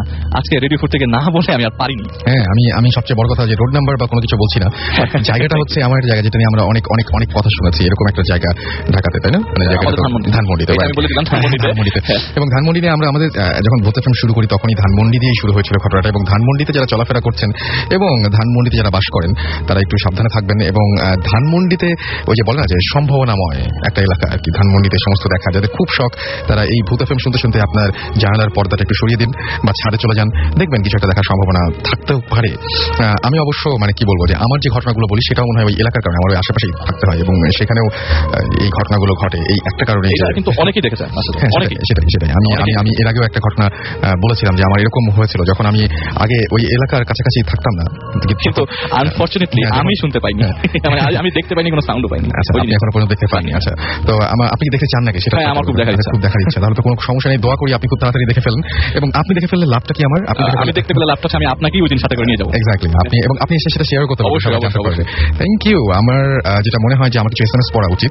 আমাকে ডুয়েট থেকে লিখেছেন আমাদেরকে যে, আচ্ছা ডুয়েট থেকে লিখেছেন, নাম লেখেন নাই, নাম না লিখলে আমি আসলে বুঝতে পারছি যে আপনি কি। আকবর সবুজ আমাদের SMS করেছেন, অর্ণব 007 আমাদের SMS করেছেন, এছাড়াও সাজিদ সুরভি আমাদের SMS করেছেন, আমাকে SMS করেছেন লাইকিমন, এছাড়া আমাদের SMS করেছেন তারিকুল, এছাড়াও অর্ণব আমাদের SMS করেছেন, রুমেল আমাদের ফ্রেঞ্চগঞ্জ থেকে আবারও SMS করেছেন। এবং রাসেল ভাই প্লিজ আমার SMSটা পড়া, আমার বাসায় তাল গাছের নিচে বসে আমরা 3 বন্ধু একসাথে শুনছি। বা আপনারা একটা কাজ করুন, শোনার সময় তাল গাছের দিকে তাকিয়ে থাকবেন। পৃথা আমাদের SMS করেছেন ফ্রম বরিশাল। ভাইয়া আমি এর আগে অনেক SMS করেছি বাট পড়া হয়নি। রুহুল এবং নোভা আমাদের ময়মনসিং থেকে SMS করেছেন, আমাদেরকে লিখেছেন যে আচ্ছা রাসেল ভাই আলিফ ভাইয়ের স্টোরিগুলো পুরোই ফাটিয়ে দিয়েছে। আলিফকে থ্যাঙ্কস বলা উচিত, তাই না? নাম কি? নামটা লিখেন নাই। আচ্ছা ভাইয়া যেই আমাকে থ্যাংক ইউ দিয়েছেন, থ্যাংক ইউ সো মাচ। কষ্ট করে রাত 1:33 বাজে এখন আমার মানে ঘটনাগুলো শোনার জন্য থ্যাংক ইউ সো মাচ। সেটাই, আমার পক্ষ থেকে অনেক অনেক ধন্যবাদ। ঝিলিক, রুবা, নিপা, বৃন্দা, নাবিলা, জালালাবাদ, রাজীব রাবেয়া মেডিকেল কলেজ থেকে আমাদের SMS করেছেন যে আমরা সবাই ভূত এফএম শুনছি, থ্যাংক ইউ সো মাচ। আমাদের আবারও SMS করেছেন শারমিন ময়মনসিং থেকে, SMS করেছেন আমাদের জিয়াউর রহমান গোলাপপুর দুর্গাপুর রাজশাহী থেকে, এছাড়া আমাদেরকে সানমুন কুম SMS করেছেন, এবং আমাদেরকে আরো অনেকেই দেখতে পাচ্ছি। রাফসান খান SMS করেছেন শান্তিনগর থেকে, এবং তিনি বলছেন যে রাসূল আমি ধানমন্ডিতে ভূতের গলি আছে। আচ্ছা তাই, আচ্ছা ভূতের গলি, ধানমন্ডিতে ভূতের গলি নামে একটা, ধানমন্ডির কাছে আছে ভূতের গলিতে, যেখানে আমি একসময় থাকতাম আর কি। হ্যাঁ, কিন্তু ওখানে ভূত আছে বলে আমার মনে হয়নি। ওখানে আমার খুব মানে ওখানে ভূতের চাইতে বড় কথা হচ্ছে আমি কোনোদিন ওখানে ভূত দেখতে পারি, কিন্তু ওখানে ভাই আমার 2বার না 1বার ছিনতাই হয়েছে, ছিনতাইকারীর সাথে দেখা হয়েছে, ভূতের সাথে দেখা হয়েছে। তবে তারা ছিনতাই যারা করেছেন তারা ভূত ছিল কিনা আমি বলতে পারবো না, কারণ আমি তখন প্রচন্ড ভয় পেয়েছিলাম, অস্ত্রের মুখে পড়েছিলাম আর কি। এনিওয়েজ আমাকে আরজু SMS করেছেন, এছাড়াও SMS করেছেন আমাকে SMS করেছেন, এছাড়া এছাড়াও দেখতে পাচ্ছি লিভার বয়, আচ্ছা লাভার বয় হবে এটা, আসলে লাভার বয় SMS করেছেন। এছাড়াও আমাকে SMS করেছেন দেখতে পাচ্ছি ইমু চট্টগ্রাম ইউনিভার্সিটি থেকে। যাই হোক, যারা SMS পাঠাচ্ছেন তাদেরকে SMS পাঠানোর নিয়মটি বলি। মোবাইলের মেসেজ অপশনে চলে যান, সেখানে গিয়ে টাইপ করুন SHOUT শাউট স্পেস আপনার নাম স্পেস আপনার মেসেজ, পাঠিয়ে দিন 9840 নাম্বারে আপনার এয়ারটেল নাম্বার থেকে বা অন্য যে কোনো নাম্বার থেকে। শুনছেন সবসময় রেডিও ফুর্তি, চলছে ভূত FM হন্টেড বাই এয়ারটেল। আমরা চলে যাবো নেক্সট ঘটনায়, এন্ড আমাদের নেক্সট যে গেস্ট রয়েছেন তার নামটা একটু বলবেন প্লিজ। হাই লিসনার্স, আমি ফাহাদ মুতাসির, ঢাকা মেডিকেল কলেজ। ওকে, জি। সবার আগে ধন্যবাদ জানাই যারা এই শীতের রাতে কষ্ট করে ভূত এফএম শুনছেন তাদেরকে। সঙ্গে ধন্যবাদ জানাই আমার ফ্রেন্ড সার্কেলকে, সহ অন্যান্য সহপাঠী এবং ভাই বোনদের। তো আমি যে গল্পটা শেয়ার করবো সেটা হচ্ছে আজ থেকে অনেক আগের ঘটনা। এটা হচ্ছে আমার এক ফ্রেন্ড অতনু তার চাচার কাছ থেকে শোনা। তো তার চাচা মানে যখন শুনছিলেন যে আমরা ভূত এফএমে আসছিলাম, তারপর তিনি আমাদেরকে গল্পটা শুনিয়েছিলেন। তো ঘটনাটা হচ্ছে 1974 সালের ঘটনা। তো ওনার মানে অতনু চাচার বন্ধু অরিঞ্জয়, তিনি তখন একটি বন্দরে চাকরি করেন, চট্টগ্রাম বন্দরের ঘটনা এটা। তো তিনি যখন চট্টগ্রাম বন্দরে চাকরি করেন, সরকারি চাকরি হওয়ার কারণে মানে তিনি সেখানে একটি কোয়ার্টার পান। তো কোয়ার্টারে তিনি ছিলেন একটি রুমে, মানে রুমটা দক্ষিণ দিকের একটি রুম, অনেক সুন্দর, মানে বাতাস টাতাস সবসময় আসে, এরকম একটা রুমে ছিলেন। তো প্রথম 5-7 দিন অনেক ভালো কাটলো তার। তিনি হঠাৎ মানে নোটিস করলেন যে তিনি মনে হয় নুপুরের শব্দ শুনতে পাচ্ছেন ঘুমের মধ্যে। তো হঠাৎ জেগে উঠলেন, জেগে উঠে দেখলেন যে কিছুই না, তারপর আবার ঘুমিয়ে গেলেন। তো পরের দিন উনি যখন বারান্দায় বসে কলাম লিখছিলেন, মানে উনি একটি কাগজে কলাম লেখেন, তো উনি যখন কলাম লিখছিলেন এমন সময় তার দারোয়ান তার রুমে আসলো, এসে কোনো কথা না বলে একটি চিৎকার দিল, চিৎকার দিয়ে সে সেখান থেকে চলে গেল। তো তিনি জানতে চাইলেন যে কেন চিৎকার দিয়ে চলে গেল। পরের দিন সকালে দারোয়ানের সাথে দেখা হলো, তিনি দারোয়ানকে জিজ্ঞেস করলেন যে তুমি কি কাল আমার ওখানে আসছিলে? তখন বললো যে হ্যাঁ আমি আসছিলাম। তো বললো যে তুমি কোনো কথা না বলে কেন চলে গেছো? তখন বললো স্যার আপনার পিছনে একটা মহিলা দাঁড়িয়ে ছিল এবং মহিলা মানে বিকট আকৃতির একটা চেহারা, মুখে রক্ত ছিল। তো উনি বললেন যে তুমি এসব কি বলতেছো, আমি তো রুমে একা ছিলাম, আমার রুমে কেউ ছিল না। তো উনি ভাবতেছেন যে হয়তো মানে ভুল কিছু দেখছেন, দেখে এইসব কথা বলতেছে। তো তিনি অফিস থেকে আবার বাসে আসছেন, বাসে এসে মানে খুব ক্লান্ত ছিলেন, তো ঘুমিয়ে গেছেন। তো যখন রাত মাঝরাতের মতো এরকম সময় তিনি মানে শুনতে পেলেন যে নুপুরের শব্দ জোরে জোরে শোনা যাচ্ছে। তো নুপুরের শব্দে তার ঘুম ভাঙলো, ঘুম থেকে উঠে তিনি পানি খাবেন, এরকম মুহূর্তে তিনি দেখলেন যে তার খাটের পিছনে একটি মহিলা দাঁড়িয়ে আছে। তো উনি বললেন যে তুমি কে? উনি তো ভয় পেয়ে গেছেন, যে বলতেছেন তুমি কে, কেন বা এত রাতে এখানে? তো বলছে, ও মহিলা বলতেছে আমি তোমার কোনো ক্ষতি করবো না। তখন জিজ্ঞেস করলেন তুমি ক্ষতি করবো না, তাহলে এখানে কেন? তো বলতেছে আমার কিছু কথা আছে, সেগুলো তোমাকে বলবো। তো এই বলবো বলেই সে হারিয়ে গেল। যাই হোক, সেই রাতে তার ঘুম হলো না অরিঞ্জয় চৌধুরীর। পরের দিন অরিঞ্জয় চৌধুরী আবার আসলেন, আবার মানে ঘুমিয়ে গেছেন। তো মাঝরাতের দিকে আবার সেই নুপুরের শব্দে তার ঘুম ভাঙলো। তো এরকম সময় তিনি মানে দেখতে পেলেন যে তার দরজায় কি জানি নক করছে। তো দরজা খুলে দেখেন যে সেই মহিলা, তার মুখে রক্ত ছিল। তো তিনি স্বাভাবিকভাবে অনেক ভয় পেয়ে গেছিলেন। তারপর অনেক কৌতূহলী মানুষ একটু সাহস করে তাকে জিজ্ঞেস করলো যে তুমি আবার এসেছো কেন? তখন মহিলা বললো যে আজকে আমি আমার কথাগুলো তোমাকে বলবো। তখন অরিঞ্জয় চৌধুরী জানতে চাইলেন যে কি ঘটনা। তখন উনি বললেন যে 1971 সালে যখন মানে পাক বাহিনী মানে ওই রুমে তাকে ধরে এনে মানে ধর্ষণ করে হত্যা করা। তো তারপর উনি বলতেছেন যে আমার অতিপ্ত আত্মাটা এখনো থেকে গেছে পুরো হ্যামলেট। তো যখন মানে ওই মহিলা কথা বলতেছিলেন, তো ওই মহিলা বলল যে আমার পায়ে একটা নূপুর আছে, এটাই হচ্ছে তুমি আমাকে চিনতে মানে যে শব্দটা শুনতে পাও সেটার শব্দ। তো উনি বিশ্বাস করলেন না। তো উনি বললেন যে তোমাকে যে মানে এভাবে মেরে মানে ফেলেছে তার প্রমাণ কি? তখন বললেন যে আমার কবরটা এই মানে কবর মানে আমাকে মাটি চাপা দিয়ে রাখা হয়েছে এরকম জায়গায়। তো পরের দিন উনি কি করলেন, মানে নিজে না গিয়ে সরাসরি পুলিশকে ইনফর্ম করলেন এবং পুলিশকে নিয়ে তিনি ঘটনাস্থলে গেলেন। ঘটনাস্থলে যেয়ে দেখেন যে এরকম একটি জায়গায় মাটি চাপা দেওয়া আছে এবং তুলে যে লাশটা দেখলেন, লাশ তো না মানে আর কি হাড় দিয়ে ওখানে পড়েছিল। এবং তিনি একটি জিনিস খেয়াল করলেন, সেখানে একটি নুপুর পড়েছিল। তাতে মানে তিনি যেটা ভাবলেন যে মহিলাটা সত্যি বলছিল এবং মহিলার সাথে যে ঘটনাটা ঘটছিল সেটা সম্পূর্ণ বাস্তব।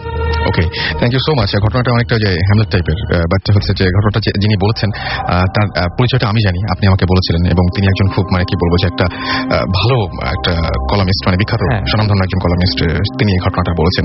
সো থ্যাংক ইউ আমাদের সাথে ঘটনাটা শেয়ার করার জন্য। আমি একটা হচ্ছে আমি আসলে মুভির নাম গুলিয়ে ফেলি, তো যে আত্মাও মাঝে মাঝে মিথ্যা কথা বলে, এরকম একটা ব্যাপার আছে। এই যে আকিরা কুরোসাওয়ার রসমন নামে একটা মুভি আছে, ওই মুভিতে দেখেছিলাম। আমার যদি আমি নাম আমি অনেক সময় কিন্তু এরকম হয়, আমার খুব ভুল হয়ে যায়, এক মুভির গল্প আমি আরেক মুভির নাম বলে ফেলি, এরকম হয়ে যায়। বাট আমার মনে হচ্ছে যে এরকম একটা ঘটনা এরকম মাঝে মাঝে খুব আজব লেগেছিল আমার কাছে দেখে, যে হ্যাঁ যখন খুনের রহস্য জানতে যখন মানে আত্মাদের ডাকা হয় তখন তারাও এক একজন এক এক রকমের ইনফরমেশন দেয়। আচ্ছা যাই হোক, আমি চলে যাবো আবারও কিছু SMS। আমার কাছে কিছু SMS রয়েছে। আমাকে কাশপ্রিয়া শাহজাহানপুর থেকে লিখেছেন, ভাইয়া আলিফ ভাইয়ার ঘটনাগুলো অসম। আমার বাবার দোকান ধানমন্ডিতে, তাই ভয় পাচ্ছি। ওকে, সো ফাহাদ উর্মি নারায়ণগঞ্জ থেকে লিখেছেন, ভাইয়া আমি আর আমার ওয়াইফ ভূত এফএম শুনছি, ভয় পাচ্ছি, বাসার পাশে গাছের দিকে তাকিয়ে আছি, বাট কিছু দেখছি না। এত অধৈর্য হলে তো হবে, একটু ধৈর্য ধরে দেখতে হবে। আচ্ছা, থান্ডার বয় আমাকে লিখেছেন, থান্ডার বয় অভি ময়মনসিং থেকে লিখেছেন, আমি এবং প্রিন্স প্রান্ত একসাথে ছাদে বসে বসে শুনছি। আমাকে বাটপাড়া নিলয় SMS করেছেন নটরডেম কলেজ থেকে, যে আলিফ ভাই চরম হয়েছে, বাকি সব স্টোরি ভালো হয়েছে। আচ্ছা, শামীম নরসিংদী থেকে লিখেছেন যে রাসেল ব্রো, আমার ঘটনাটা পড়লেন না কেন? আচ্ছা, আমরা সবসময় আপনার ঘটনা যদি অন্যদের চাইতে ভালো হয় ডেফিনেটলি আমি পড়বো। দেবাশিস আমাদের SMS করেছেন নাহার, নিশাত, ফাতেমা, এবং তারা বলছেন যে এটাই আমাদের লাস্ট SMS হবে যদি আমি SMS না পড়ি। আমি মানে আল্লাহ রহম করেছে যে আমি SMS পড়ে ফেলেছি। তারা সবাই SMS করেছেন রাজশাহী মেডিকেল কলেজ থেকে। আমাকে শান্তিনগর থেকে SMS করেছেন, প্লিজ ভাইয়া রিড মাই SMS, ভাইয়া আলিফ ভাইয়ার গল্পগুলো জোশ। আমি আমার লাইফের সত্যি কাহিনী সবার সাথে শেয়ার করতে চাই। তাহলে আপনার সবচেয়ে যেটা করতে হবে, ভালো উপায়, যেহেতু আপনি ঢাকাতে আছেন, আপনি আগামী সপ্তাহে চলে আসতে পারেন, সেই জন্য আপনি যেটা করতে হবে, আমাদেরকে আপনার করতে হবে, ইমেল পাঠাতে হবে। ইমেল অ্যাড্রেসটি কি? ইমেল অ্যাড্রেসটি হচ্ছে bhootfm@radiofurti.fm, স্পেলিংটি মনে রাখবেন BHOOTFM@radioforti.fm। এখানে আপনারা আমাদেরকে অবশ্যই নাম, ঠিকানা এবং ফোন নম্বর আপনার ঘটনা পাঠাতে পারেন, এবং সেই সাথে জানিয়ে দেবেন যে আপনি ঘটনাটিকে শেয়ার করতে চান স্টুডিওতে এসে, নাকি আপনি চান যে আমি সেটা পড়ে শোনাই। স্টুডিওতে আসলে ইউ আর মোস্ট ওয়েলকাম। আমরা সবসময় চাই আপনি স্টুডিওতে আসুন, আমাদের সাথে ঘটনাগুলো সরাসরি শেয়ার করুন, সেটা সবচাইতে বেশি মজার হয় আর কি। পুনম খুলনা থেকে ইউনিভার্সিটি থেকে লিখেছেন যে today's presentation is excellent and I think those are so Real. আচ্ছা, যে সমস্ত ঘটনাগুলো হয়েছে। সো আরও একবার আমরা গেস্টের কাছে যাবো, তবে তার আগে আমার মনে হয় যে একবার আলিফের আসলে সবাইকে থ্যাঙ্কস জানানোর সময় এসেছে। এতগুলো SMS এসছে আপনার নামে, এবং আপনার বলা উচিত যে আপনি আবার নেক্সট কবে আসছেন সবাইকে ঘটনা শোনাতে, বলুন। হ্যালো লিসেনার্স, অনেকেই SMS পাঠাচ্ছে দেখলাম। থ্যাংক ইউ সো মাচ, এত রাত্রে কষ্ট করে জেগে ভূত FM এর সাথে আমার গল্পগুলো শোনার জন্য। আশা করি আপনারা যদি দোয়া করেন ঠিক মতো, তাহলে হয়তো আমি 22 তারিখে এই মাসে প্রফ অ্যাটেন্ড করতে পারবো ইনশাল্লাহ। তো আফটার মাই প্রফ আমি রেডি ফুডতে আবার এসে আপনাদের কিছু রিয়েল স্টোরি বলবো ইনশাল্লাহ। ওকে, থ্যাংক ইউ সো মাচ। আর আমরা চলে যাই পরবর্তীতে, আমাদের আরো একজন গেস্ট রয়েছেন, তার কাছে ছোট্ট করে বলতে হবে এখন ঘটনাগুলো, সময় খুব কম। শুনি আপনার ঘটনাটা। Hello listeners, I am Mahbub once again with you. তো আমি এখন যে ঘটনাটি বলবো, আমি এখনকার ঘটনাতে যাওয়ার আগে আমার নিজের একটা রিয়েল এক্সপিরিয়েন্স আমি কথা শেয়ার করছি। সেটা হচ্ছে আমরা বর্তমানে যে বাসাটিতে আছি, এই বাসাটিতে আমরা মোর দ্যান 12 ইয়ার্স যাবত আমরা এখানে আছি। তো আমাদের বাড়িটা 8তলা একটা বাড়ি, আর 7তলাতেই আমরা থাকি, 8তলা আছে ছাদ। তো আমাদের বাড়িওয়ালা বেশ শৌখিন মানুষ, তিনি অত্যন্ত যত্ন সহকারে তার সেখানে অনেক ফুল গাছ, আমের চারা, 12 মাসি আমের চারা, তারপর আমের গাছ, তারপর লেবু গাছ, এরকম বেশ কিছু গাছ তিনি তার টপে চর্চা করছেন, এবং সেগুলো সেখানে বড় হচ্ছে। তো আমরা, এটাও আর বেশ কিছুদিন আগের ঘটনা, আরো 7-8 বছর আগে, তখন আমি হয়তো ক্লাস 8 বা 9 স্টুডেন্ট ছিলাম। তো আমরা নিয়মিতই ছাদে খেলাধুলা করতাম। তো ছাদে দেখা যেত বল যদি টপের পেছনে যেত, আমরা টপ টানাটানির শব্দগুলো আমরা শুনতে পেতাম, এবং সেই সবগুলোর সাথে আমরা খুব ভালো পরিচিত ছিলাম। টপ টানছে কেউ, এই শব্দগুলোর সাথে এরকম। তো পরবর্তী যেটা হয়, রাতের বেলা আমরা বাসার যে মেম্বারগুলো আছে, শুধু আমরা না, আমরা 7তলার মধ্যে আমরা 4টা ফ্ল্যাট আছে, প্রায় হয়তো আমরা রাতে, পরবর্তী দিনে আমাদের কথাগুলো শেয়ার হতো যে আমরা রাতের বেলা দেখা যেত মাঝরাতে যখন প্রায় 12:30-1টার মতো বাজে, আমরা খুব স্পষ্টভাবে আমাদের মাথার উপর কেউ এই টপগুলো যে টানছে বা কেউ দৌড়াদৌড়ি করছে, দাপাদাপি করছে, এই সাউন্ডগুলো আমরা নিয়মিতই শুনতে পেতাম প্রায়। তবে এই ব্যাপারটা এখন আর বেশি একটা হচ্ছে না। তো আমি এখন চলে যাচ্ছি আমাদের লিসেনার্স, আমরা চলে যাচ্ছি আমার মূল ঘটনা, যে ঘটনাটি আমি বলবো এখন। এই ঘটনাটি আমার এক ফ্রেন্ডের কাছ থেকে শোনা আমার। তো ঘটনাটি ঘটেছিল আমার ফ্রেন্ডের মামা, তার সাথে এই ঘটনাটি ঘটেছিল। আমার ফ্রেন্ডটি তার মামা যাকে নিয়ে ঘটনাটি, তিনি ছিলেন অত্যন্ত পায়াস একজন পার্সন। তো তিনি গ্রামে থাকতেন এবং সবসময় নামাজ, রোজা, এই বিষয়গুলো তিনি সবসময় পালন করতেন, এবং যেটা হতো তিনি গ্রামে বসবাস করতেন, এবং যেই সময় তার সাথে ঘটনাটি ঘটে, সে সময় এটাও ছিল একটা গ্রীষ্মকালের ঘটনা। তো গ্রামের বাড়িতে হয়তো অনেকেই জেনে থাকবেন, গ্রামের বাড়িতে টিন বা বেড়া দিয়ে যে ঘরগুলো হয়, পাশে আরেকটা ছোট মতো আরেকটা ঘর থাকে, যেটা বারান্দা বলা হয়, এবং যেটা চারপাশে ঘেরাও থাকে না, জাস্ট বারান্দা থাকে। তো সময়টা গরমকাল ছিল বলে আমার ফ্রেন্ডের যে মামা, তিনি বাড়ির ভিতর এশার নামাজ পড়ে এসে তিনি বাড়ির ভিতরে অবস্থান নেন, এবং একটা সময় দেখা যেত প্রচন্ড গরম তিনি ফিল করেন। গরম ফিল করার কারণে তিনি ঘুম আসছিল না ঘরের মধ্যে, যে কারণে তিনি বাইরে এসে বারান্দার একটা ছোট ম্যাট নিয়ে এসে তিনি বারান্দার মধ্যে ম্যাটটা বিছিয়ে সেখানে তিনি শুয়ে পড়েন। তো একটা সময় রাতটা ছিল খুব গভীর অন্ধকার রাত ছিল, প্লাস তিনি একটা সময় দেখা যেত শুয়ে আছেন, হালকা বাতাস ছিল, ঝিরিঝিরি বাতাস ছিল, একটা সময় তিনি ঘুমিয়ে পড়েন, তন্দ্রার মতো চলে আসে তার। তো তন্দ্রা ঘরে একটা সময় তিনি শুয়েছিলেন, তন্দ্রা ঘরে একটা সময় মতো তিনি, মানুষ যে ঘুমের মধ্যে হাত পা একটু নাড়াচাড়া করে, একটা সময় তিনি তার ডান হাতটা নিয়ে জাস্ট পাশে একটা জায়গায় পড়ে, এবং তিনি সাথে সাথে মানে চমকে লাফ দিয়ে উঠেন। তিনি ফিল করেন তার হাত তুলার মতো নরম কোনো জায়গায় পড়েছে, কিন্তু জায়গাটা ছিল মানে চুলা হবে এরকম কোনো জায়গায় তার ইতে পড়েছে। তিনি ফিল করতে পারছিলেন যে এটা একটা তুলার টেপ মতো ছিল, বাট তুলার মতো ছিল, কিন্তু দেখা যাচ্ছে এই জায়গাটা, যিনি যেখানে হাতটা পড়েছে, জায়গাটা খুব অত্যন্ত গরম ছিল। তো তিনি ব্যাপারটা ফিল করার সাথে সাথে লাফ দিয়ে উঠেন, এবং তিনি খুব ভয় পেয়ে যান, এবং ভয়ে ভয়ে তিনি তার সেই সাইডটার দিকে তাকান এবং তাকিয়ে তিনি আরো বেশি স্তম্ভিত হয়েছেন। সেখানে সাদা মূর্তির মতো একটা জিনিস, মানে বড় আকারের একটা বস্তু শুয়ে আছে তার পাশেই, যেটা দেখে তিনি অত্যন্ত ভয় পেয়ে যান এবং তিনি সাথে সাথে সেখান থেকে উঠে খুব ধীর পায়ে আবার ঘরের মধ্যে চলে যান। ঘরের মধ্যে গিয়ে তিনি সেখান থেকে সবাইকে ইনফর্ম করেন ব্যাপারটা, এবং তিনি অত্যন্ত ভীত ছিলেন যে তার ঘরের সামনেই এরকম একটা বস্তু শুয়ে আছে যেটা সাদা দেখতে এবং ধবধবে সাদা, এবং তিনি যেটার অনুভূতিও ফিল করেছেন অত্যন্ত গরম ছিল, যেটা তিনি যখন টাচ করেন তার হাতটা মানে জ্বলে গিয়েছিল এরকম টাইপের তিনি ফিল করেন। তো ঘরে গিয়ে তিনি যেটা করেন, যেহেতু পায়াস পার্সন ছিলেন, তিনি কোরআন তেলাওয়াত জোরে জোরে তিনি সেখান থেকে সূরা তেলাওয়াত করা শুরু করেন এবং তার টিনের দরজার মধ্যে তিনি আঘাত করা শুরু করেন। ওকে, দেন তিনি যখন টিনের দরজা আঘাত করেন, বাসায় সব পার্সন কিন্তু তিনি তাদেরকে জাগান অ্যাওয়াক করেন। পরবর্তীতে তিনি যখন দরজা আঘাত করা শুরু করেন, সেই মানে যেই বস্তুটা সেখানে ছিল সেটা মনে হয় তার সেই অ্যাটিটিউডে সে ক্ষিপ্ত হয় এবং দেখা যায় তিনি সেখানে তিনি দেখতে পাচ্ছেন না, কিন্তু দেখা যায় যেটা পরবর্তীতে ঘটে, একটা সময় তিনি যখন সাউন্ডগুলো একাধিকবার করতে থাকেন এবং অনেক জোরালোভাবে তিনি যখন দরজা এরকম শব্দটা করতে থাকেন, খুব জোরে প্রচন্ড বেগে তার দরজাটা ভেঙে যায় এবং দরজাটা ভেঙে তিনি ঘরের মধ্যে পড়ে যায় দরজাগুলো ঘুরে, এবং যে জিনিসটা তিনি দেখেছেন সেটা সেখান থেকে ভ্যানিশ হয়ে যায়। এটা ছিল সেখানকার ঘটনাটা, এবং যে ঘটনাটা ফেস করে তিনি অত্যন্ত ভীত হয়েছেন। থ্যাংক ইউ সো মাচ আপনার ঘটনা শেয়ার করার জন্য। আমাকে মেটালিকা অর্ণব লিখেছেন পটুয়াখালী থেকে, রাসেল ভাই কয়েকটা অসম হরর ফিল্মের নাম বলেন। আচ্ছা আপনি তো কয়েকটা বলতে বলেছেন। আচ্ছা, ড্র্যাগ মি টু হেল দেখতে পারেন, তারপরে হচ্ছে এক্সোরসিস্ট দেখতে পারেন, তারপরে এক্সোরসিজম না একটা এমিলি রোজ একটা আছে একটা, সেটা আপনি ইচ্ছা করলে দেখতে পারেন। আমার কাছে বেশ মানে আমার এই মুহূর্তে সবগুলো নাম মনে পড়ছে না, তবে মানে তারপরে আপনি দেখতে পারেন সাইলেন্ট হিল একটা মুভি রয়েছে, সেটা আপনি দেখতে পারেন। তারপরে একটা আছে মনে হয় সাইলেন্স অফ দ্য ল্যাম্প, এরকম টাইপ একটা মুভি রয়েছে। সো আপনারা এগুলো ইচ্ছা করে দেখতে পারেন। আচ্ছা, আসিফ আমাকে লিখেছেন। আচ্ছা, নিশা লিখেছেন শেওড়াপাড়া থেকে, হাই ভূত FM is really good and regular listeners. তিনি আমাদের ভূত এফএম এর। মনিকা আমাদের লিখেছেন, শুধু কি মেডিকেল কলেজে এসএমএস পড়বেন না? সেটা তো অবশ্যই করছি না আমরা, সেটা আপনিও জানেন। সুমন নটরডেম কলেজ থেকে লিখেছেন যে মতিঝিল থেকে লিখেছেন, যদি ভূতের ভয় থাকে তবে আমার এসএমএসটা পড়বেন। আমি এসএমএস পড়ে ফেললাম। আসিফ লিখেছেন যে আমরা চার ফ্রেন্ড শরীয়তপুর পলিটেকনিক থেকে আমরা এসএমএসটি করেছেন তারা, এবং তাহিয়া তালি আমাদের এসএমএস করেছেন এবং আমাদেরকে বলেছেন যে স্যাটারডেতে এক্সাম থাকে, পড়া শেষ করে এত কষ্ট করে শুনি, তবু আপনি এসএমএস পড়েন না। আপনার এসএমএস পড়ে ফেলেছি আমি, অ্যান্ড এটা আমার একেবারেই দোষ না যে আপনার এসএমএস আমি আগে পড়তে পারিনি। আল হাসান লিখেছেন যে এটা আমার শেষ এসএমএস, যদি না পড়ো সবাই খুব রাগ করে আছে বুঝতে পারছি। টম অ্যান্ড জেরি আমাদের এসএমএস করেছেন, এছাড়া এসএমএস করেছেন আমাদেরকে আশরাফি মাহবুব এবং বলছেন যে ভাইয়া অসম স্টোরি। আবারও একবার তিনি হচ্ছে আলিফের প্রশংসা করেছেন, অনেক প্রশংসা পাচ্ছে আলিফ, আমি দেখতে পাচ্ছি সেটা। আর সেই সাথে আমি বলি যে আমাদের সময় শেষ হয়ে এসেছে, আমাদেরকে ভূত এফএম শেষ করতে হবে আজকে, বা আচ্ছা আগামী সপ্তাহে আবারও আমরা ফিরে আসবো। এবং আমরা একটা কথা বলি যে আসলে সত্যি কথা বলতে কি যে আমরা যখন আপনি আজকে হঠাৎ করে যে ঘরের মধ্যে আছেন, ভূত এফএম শুনছেন, শোনার পরে তারপরে ওয়াশরুমে নিশ্চয় যাবেন, ওয়াশরুমে যাওয়ার পর যদি বের হয়ে এসে যদি দেখেন যে আপনার বিছানা ঠিক আপনার মতো কেউ একজন শুয়ে আছে, ব্যাপারটা কেমন হবে? ব্যাপারটা খুব ভয়ঙ্কর হবে। কিন্তু আমি চাই যেরকম ভয়ঙ্কর ঘটনা ঘটুক, কারণ ভয়ঙ্কর ঘটনা আমরা চাই। আমরা যে সমস্ত ঘটনা শুনলে আপনি ভয় পাবেন সেই সমস্ত ঘটনা আমরা চাই। সেই সমস্ত ঘটনা আমাদের ইমেল করুন। আমাদের ইমেল অ্যাড্রেসটি হচ্ছে bhutfm@radiofurti.fm। যারা বিশ্বাস এবং অবিশ্বাসের মানে দোলায় দুল্যমান, তাদেরকে কিছু কথা বলতে চাই। সেটা হচ্ছে যে আপনি যখন কোনটা যে হরর ফিল্মের কথা আসলো বলে আমি বললাম, যখন একটা হরর ফিল্ম আপনি কোনো জায়গা থেকে সংগ্রহ করেন বা কিনে নিয়ে আসেন বা ডাউনলোড করেন, তখন কিন্তু আপনি যেটা দেখতে বসেন ভয় পাওয়ার জন্য, মজা পাওয়ার জন্য দেখতে বসেন, অবশ্যই আপনার মনে থাকে না যে এটা কি কোনো সত্যি ঘটনা অবলম্বনে নাকি মিথ্যা ঘটনা অবলম্বনে, এরকম কোনো কিছু থাকে না। বাট ভূত এফএম নিয়ে অনেক কথা থাকে। ভূত এফএমটা সেইখান থেকে একটু এগিয়ে আছে এই দিক দিয়ে, যেখানে মানুষ এসে তার এক্সপিরিয়েন্সগুলো শেয়ার করে, যেগুলো তার জীবনে ঘটেছে। তারা যারা শেয়ার করেন, আমি বিশ্বাস করি তারা অনেস্টলি সবকিছু বলেন। But it's up to you যে আপনি বিশ্বাস করবেন কিনা, সেখানে অবশ্যই আপনাকে আমার জোর করার কিছু নেই। এনিওয়েজ, সবাই ভালো থাকবেন, সুস্থ থাকবেন, সুন্দর থাকবেন। ফিরে আসবো আবারও আগামী শুক্রবার ভূত এফএমের নতুন অতিথিদের নিয়ে। চাই আপনারা দারুণ দারুণ সব ঘটনা এই সপ্তাহের মধ্যে আমাদের সাথে শেয়ার করুন, এবং আমি চাই যে আপনিও আজকে যে সমস্ত অতিথিরা রয়েছেন তাদের মতন আপনিও আমাদের সাথে এসে আপনার ঘটনাগুলো নিজে শেয়ার করুন। ভালো থাকবেন, কথা হবে আগামী সপ্তাহে। সুস্থ থাকুন, সুন্দর থাকুন, মোস্ট ইম্পর্টেন্টলি ফুর্তিতে থাকুন। এখনকার মতো এখানেই টাটা।